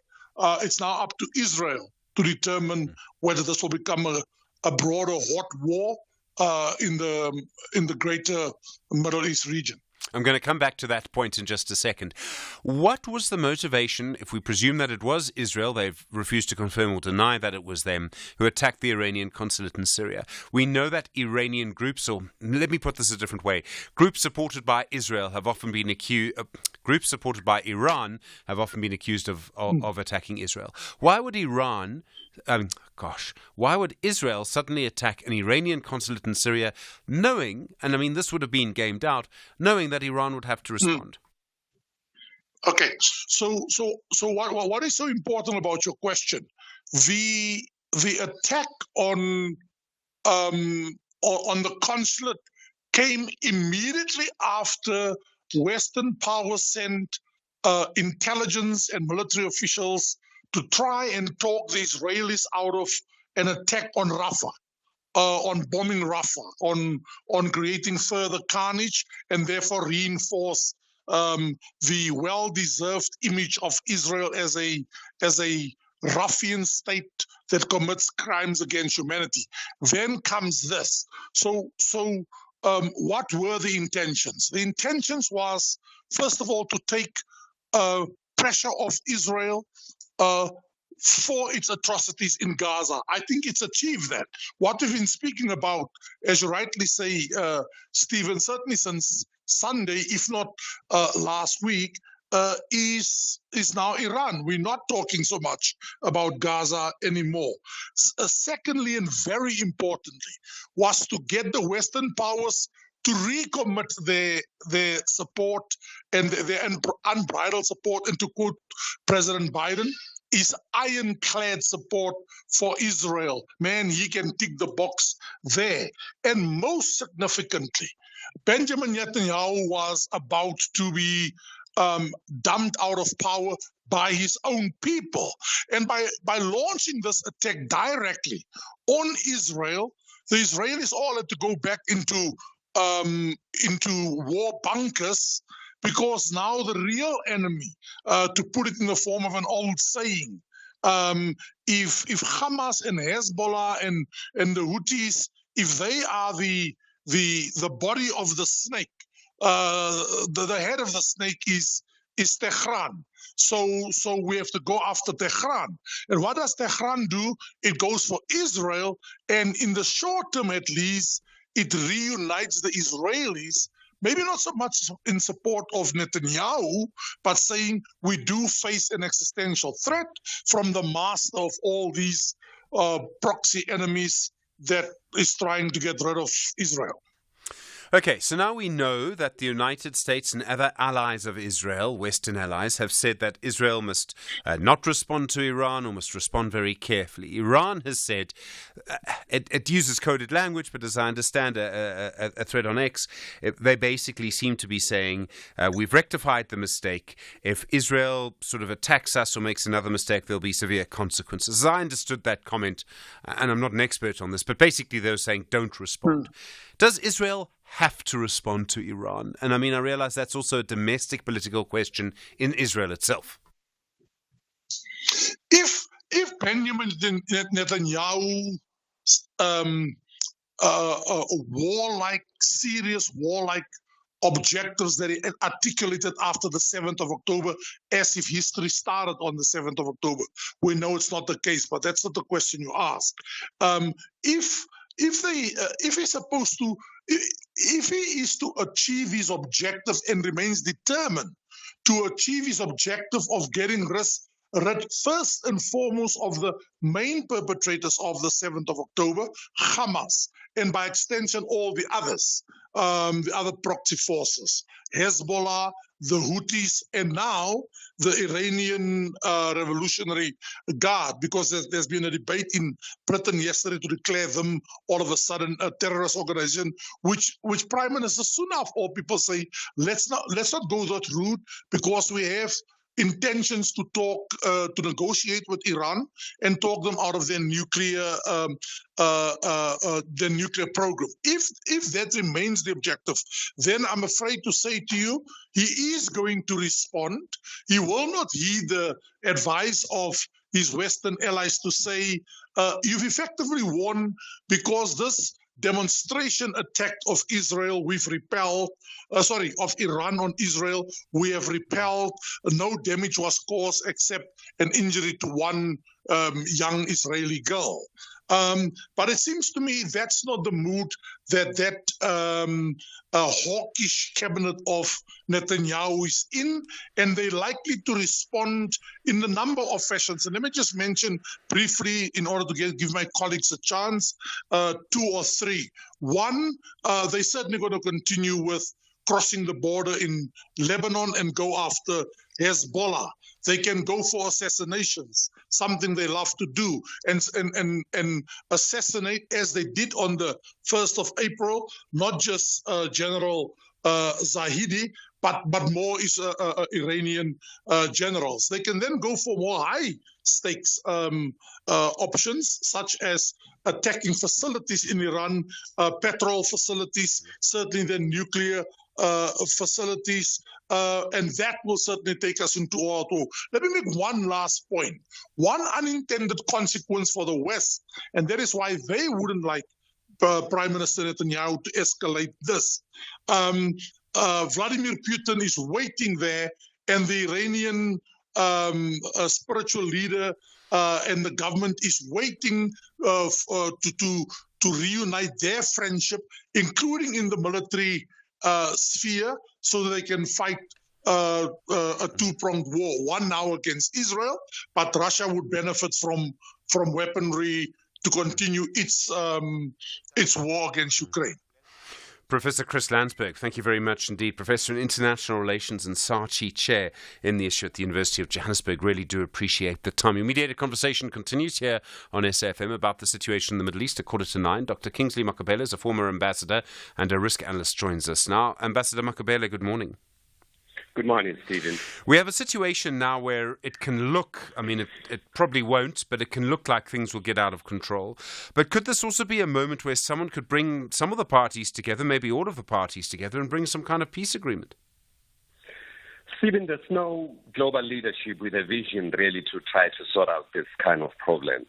Now that Iran has decided to move away from what they used to call strategic patience, which meant they would not attack Israel at all, despite any form of provocation. Now that they've moved from that and they've started this with this barrage of attack on Israel, you're unlikely to see that. The West is still banking on the rule-based order, which is not codified. It's not part of international law. It raises serious challenges in the absence of strategic global leadership to mitigate this kind of challenges. I suppose the problem then is that without that, we're just going to have this kind of conflict, or the risk of this conflict escalating, unless there's some other way in which things calm down. That's where we are heading to, Stephen. In the last few months, the Iranians have been unmasking a lot of Mossad operatives in Iran and in Turkey, and they've executed some in Turkey. And I think the Israelis knew the stakes were very high to attack a consulate. So when I try to connect the dots, people they are targeting now are people who are really highly involved in unmasking some of the operatives of Mossad and dismantling the intelligence network. The Iranians have been very good in terms of that. So you're unlikely to see any really rational thinking and so on. Of course, the Israelis, particularly the far right within the Grootes, have been basing their argument on two fundamental issues: that Iran is irrational and suicidal, and those two issues have really sold their idea to the Americans to get involved and so on. But now the Americans are very reluctant to get involved in offensive operations against Iran. This is so. I presume that none of this would have happened without Hamas attacking Israel and Israel's response in Gaza. So does that mean then that the relationship between Iran and Israel, the tensions cannot be reduced unless the war in Gaza comes to an end, or the war between Israel and Hamas comes to an end? Is one on top of the other? That's a short-term approach. The long-term approach is actually the root causes of the conflict, which is the Palestinian-Israeli conflict. Until you resolve the two-state options and understanding that two states have to live in peace with each other, you're going to keep on seeing those tensions flaring up and emerging there and there.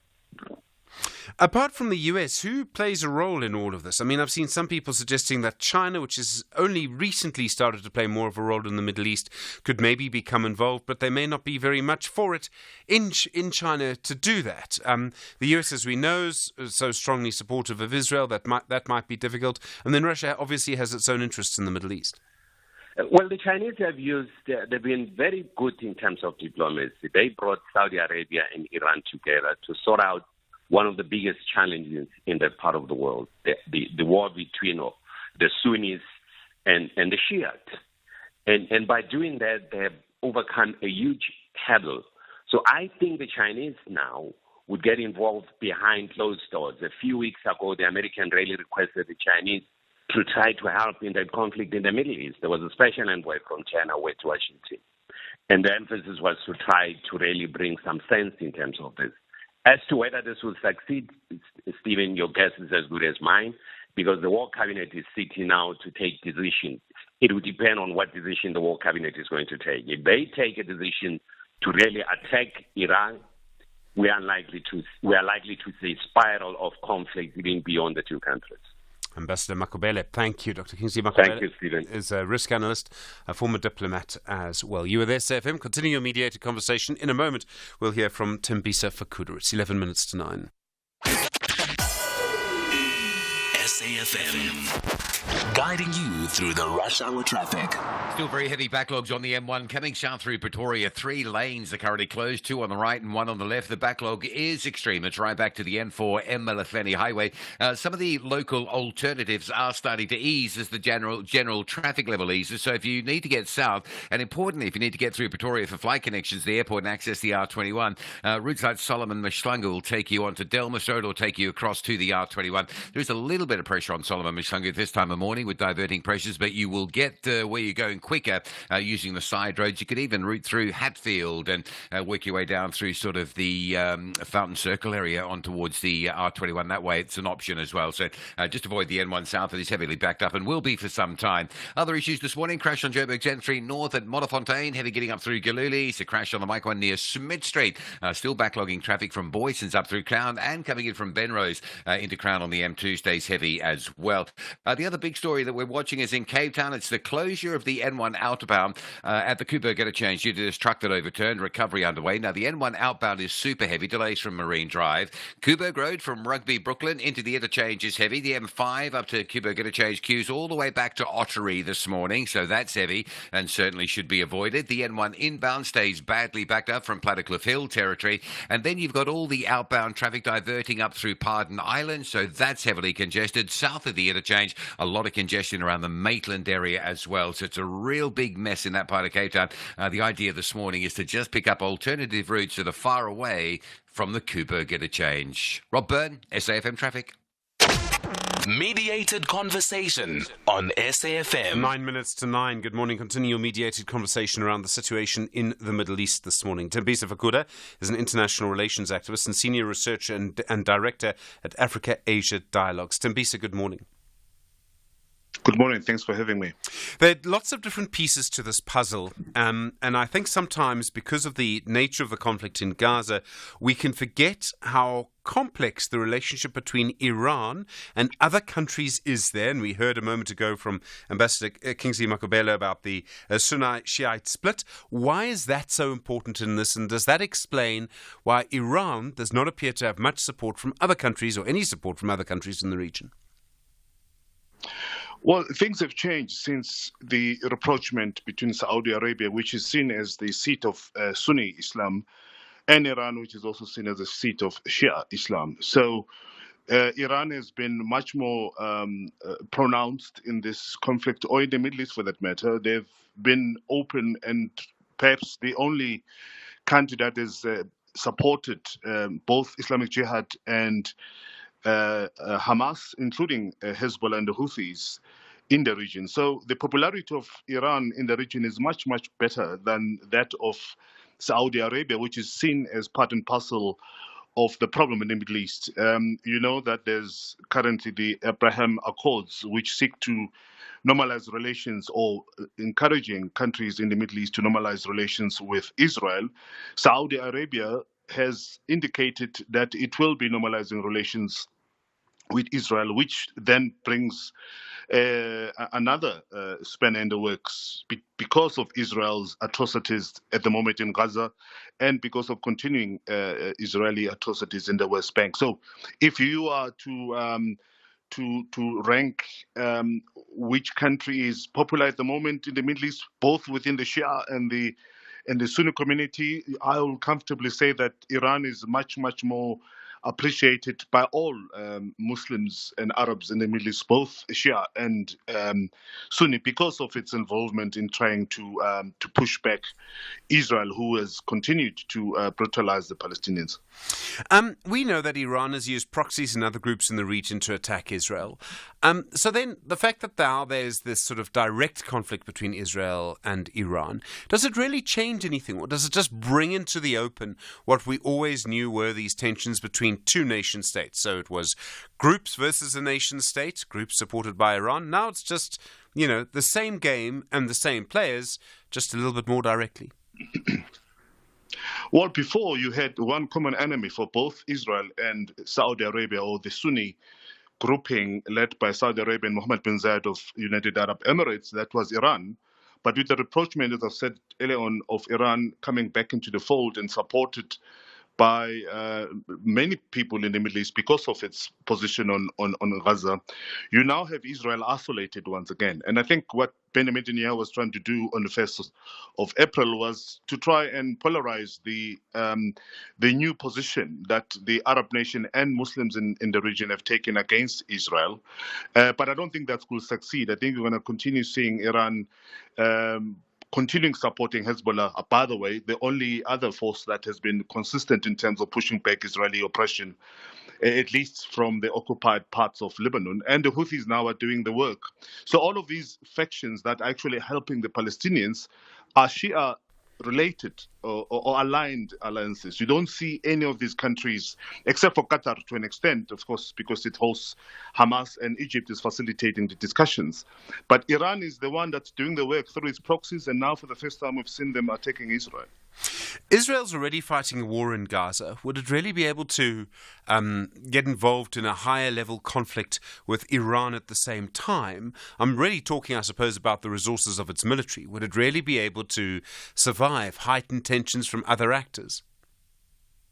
I don't think so. I mean, the fact that on Saturday it had to invite UK, France, and the United States to try and protect itself from the barrage of rockets that are coming from Iran tells you that there is a possibility that should it stand alone in terms of fighting Iran, at least, it might just be found wanting. By the way, it's not only Iran that's currently fighting Israel. Yeah, Iran is using proxies, but you've got the Houthis, you've got Syria, you've got Lebanon with Hezbollah, and then you've got Hamas and other faction or liberations groups in both the two Palestines, which is Gaza and the West Bank.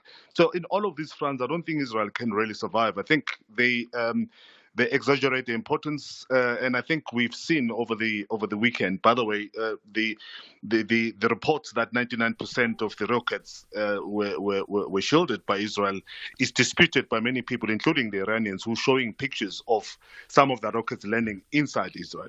So Israel is in a much more tighter situation, and I don't think it can survive without assistance of its Western allies, including the United States. And this is why I think Benjamin Netanyahu wouldn't retaliate, because his allies have warned him if he does retaliate, they're not going to support him.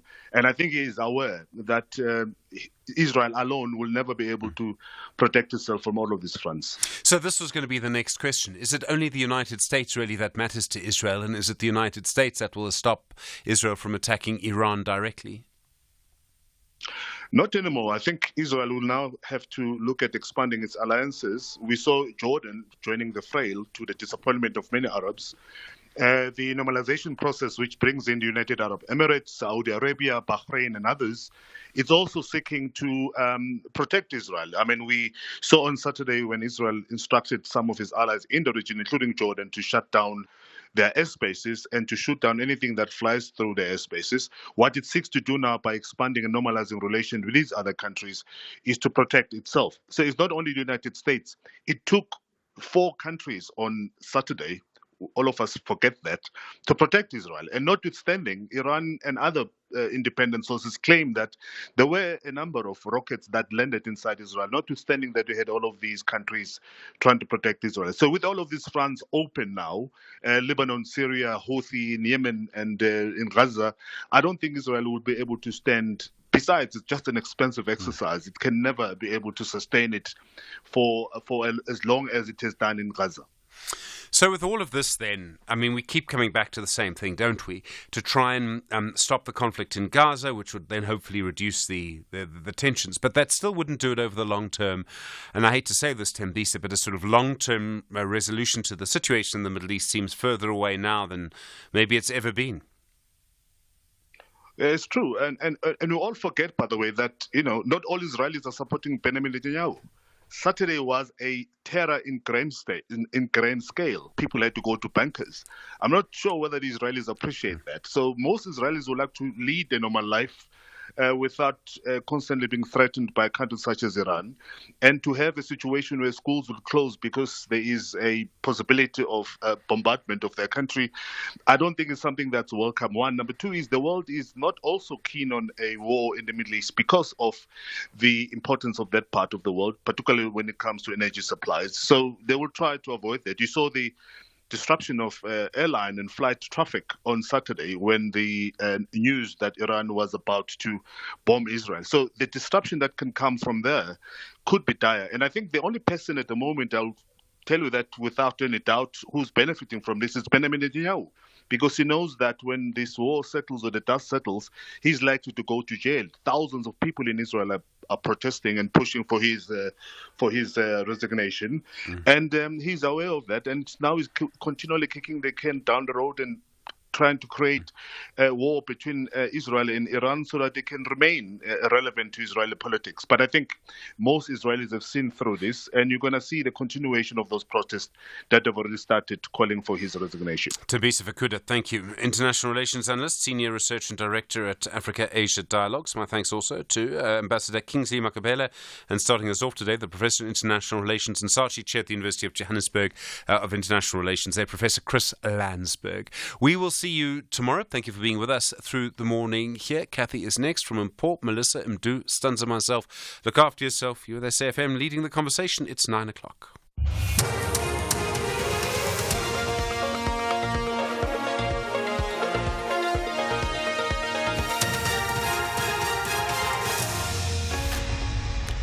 In our top stories, massive electricity outage affecting large parts of Pretoria and Eastern Cape with a warning for motorists. Good morning.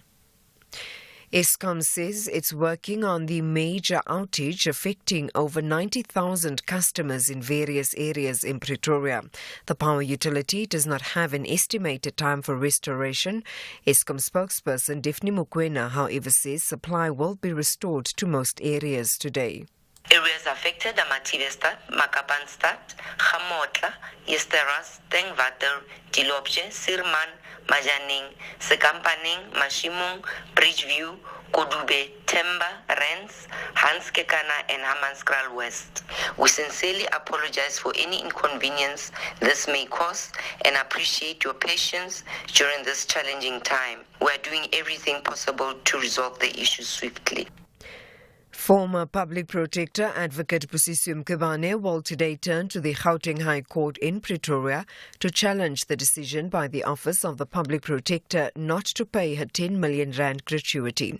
Mkhwebane alleges she received a letter from the legal representatives of the office in February indicating that she would not be receiving her gratuity because she was removed from office following the Section 194 inquiry. Zoleka Kodashe reports. Mkhwebane adds that her rights to fair labour practices have been infringed. It is also Mkhwebane's argument that there are various constitutional breaches on the part of the office and the incumbent, Advocate Koleka Gcaleka, and that her rights to dignity and self-worth have been violated as a result. She seeks relief in various forms, including that the court order the respondents to ensure that the gratuity is paid no later than 30 days after the date of the order. The National Council of Provinces is expected to resume its business today. Various bills are expected to be processed this week. They include the General Intelligence Laws Amendment Bill and the Pension Funds Amendment Bill. Mercedes Besent reports. Public hearings on the Pension Funds Amendment Bill is expected to kick off today. The bill was passed by the National Assembly a few weeks ago and sent to the NCOP for concurrence. Now that the bill is being processed by the NCOP Select Committee on Finance, it marks the last lawmaking stages on the bill. The bill, along with the Revenue Laws Amendment Bill, will make provision for pension funds members to have access to their funds. If passed by the NCOP without amendments, it will be sent to the President to sign it into law. If the NCOP passes it with amendments, the bill will be sent back to the National Assembly to agree or disagree with the changes. Motorists travelling on the N9 between Graafrenet and Middelburg in the Eastern Cape have been warned to be cautious on the road due to snowfall overnight. The provincial transport spokesperson Unati Bingoshe says this was not heavy snowfall and does not warrant any road closures. We are urging road users, motorists in particular, to be extra cautious when approaching that stretch. And we're also banking on the weather forecast, and that is fairly sunny, that it will quickly melt whatever traces of the snow away in just a matter of time. And finally, the United Nations Secretary-General Antonio Guterres has told a Sudan donor conference in Paris that the international community must summon a spirit of giving to alleviate further suffering in Sudan and urgently scale up aid. Guterres warned the $2.7 billion humanitarian response plan for Sudan was only 6% funded, while the $1.4 billion regional refugee response plan was only 7% funded. As Sudan's conflict marked its one-year anniversary, tens of thousands have been killed and injured. The UN chief again appealed for the nightmare to end.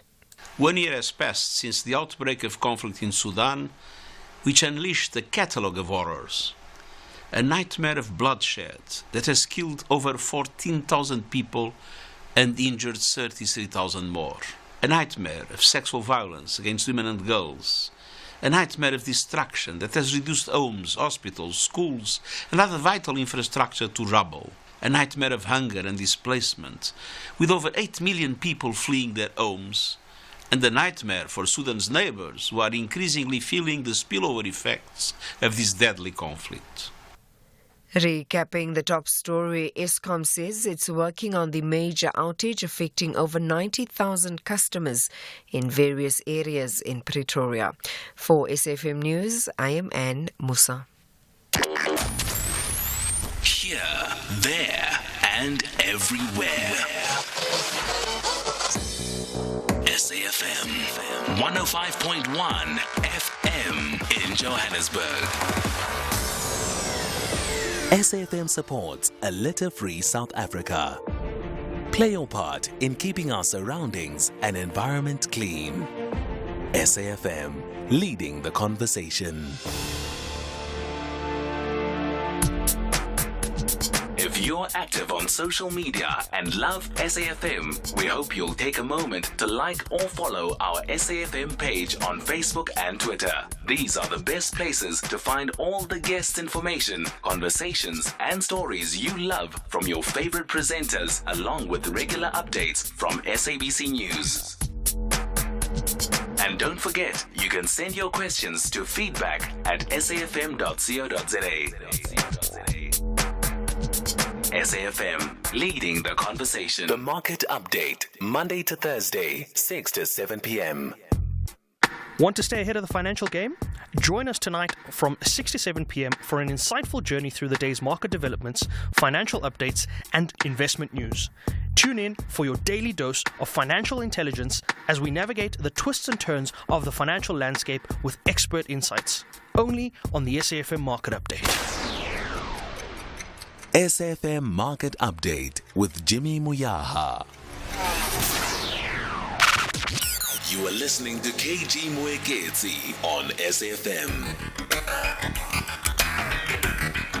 The Talking Point on SAFM. Weekdays, 9 a.m. till midday.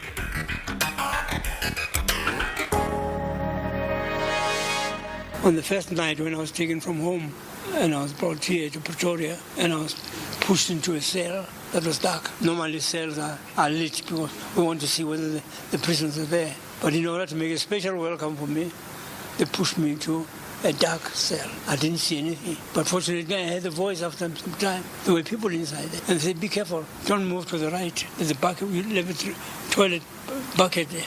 Don't move to the, just stand where you are. And it was that sort of introduction to a dark cell.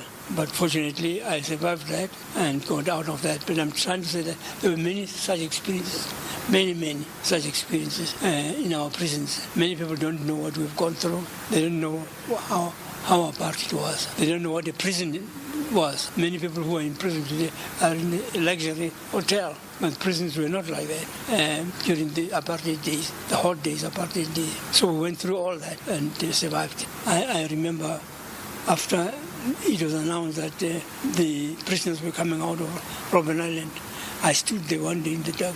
I couldn't believe it, that indeed prisoners were coming out of Robben Island. So I want to say that for many, I don't think they realize what we've gone through.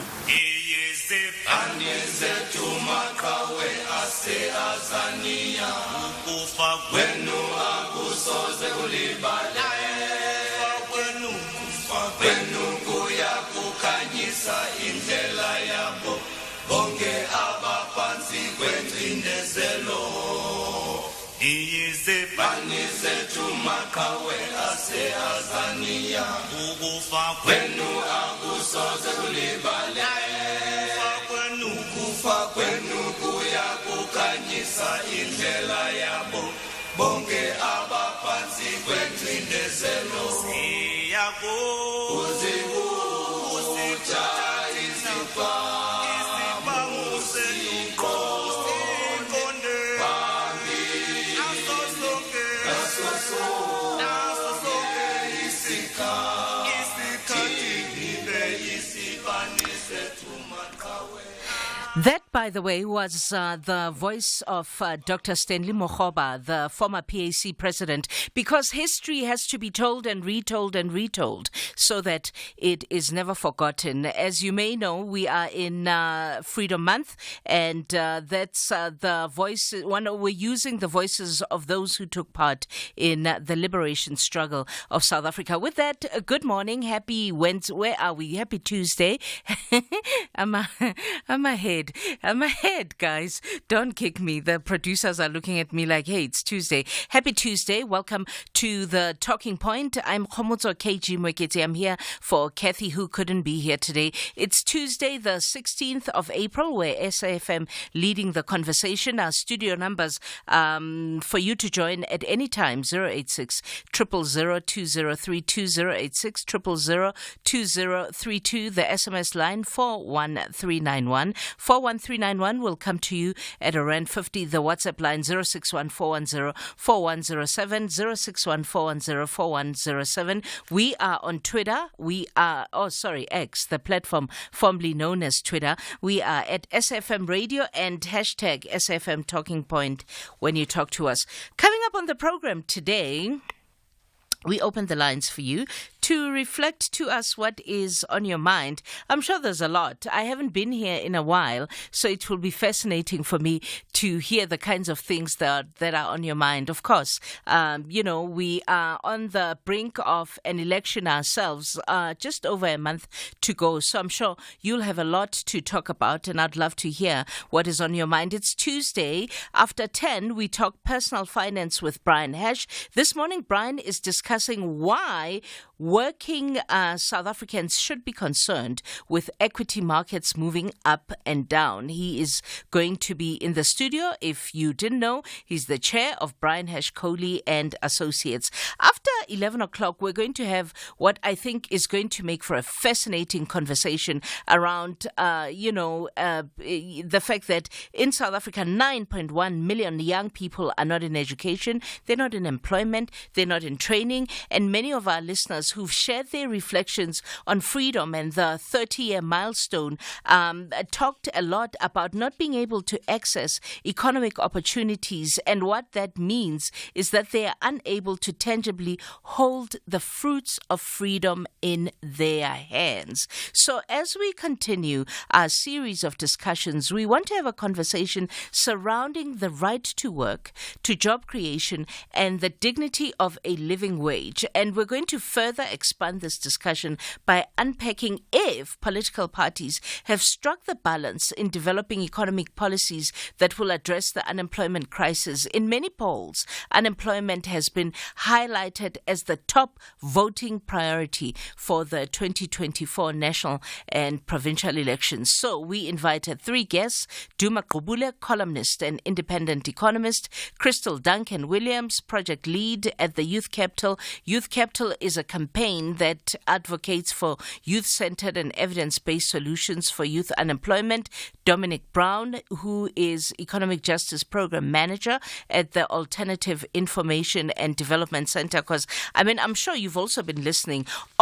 Virtually most of the political parties, if not all, when they launch their manifestos, even the small ones that, I watched one on television on Morning Live this morning. All of them talk about creating jobs. In fact, I was watching the premier candidate for Rise Mzansi on the weekend. Her name eludes me. I apologize. She was talking about creating 600,000 jobs in Gauteng alone. And I thought, wow, Okay. How exactly? So, I mean, they all say the same thing at this time. So we'll talk about, how possible that is, how tangible it is for political parties to even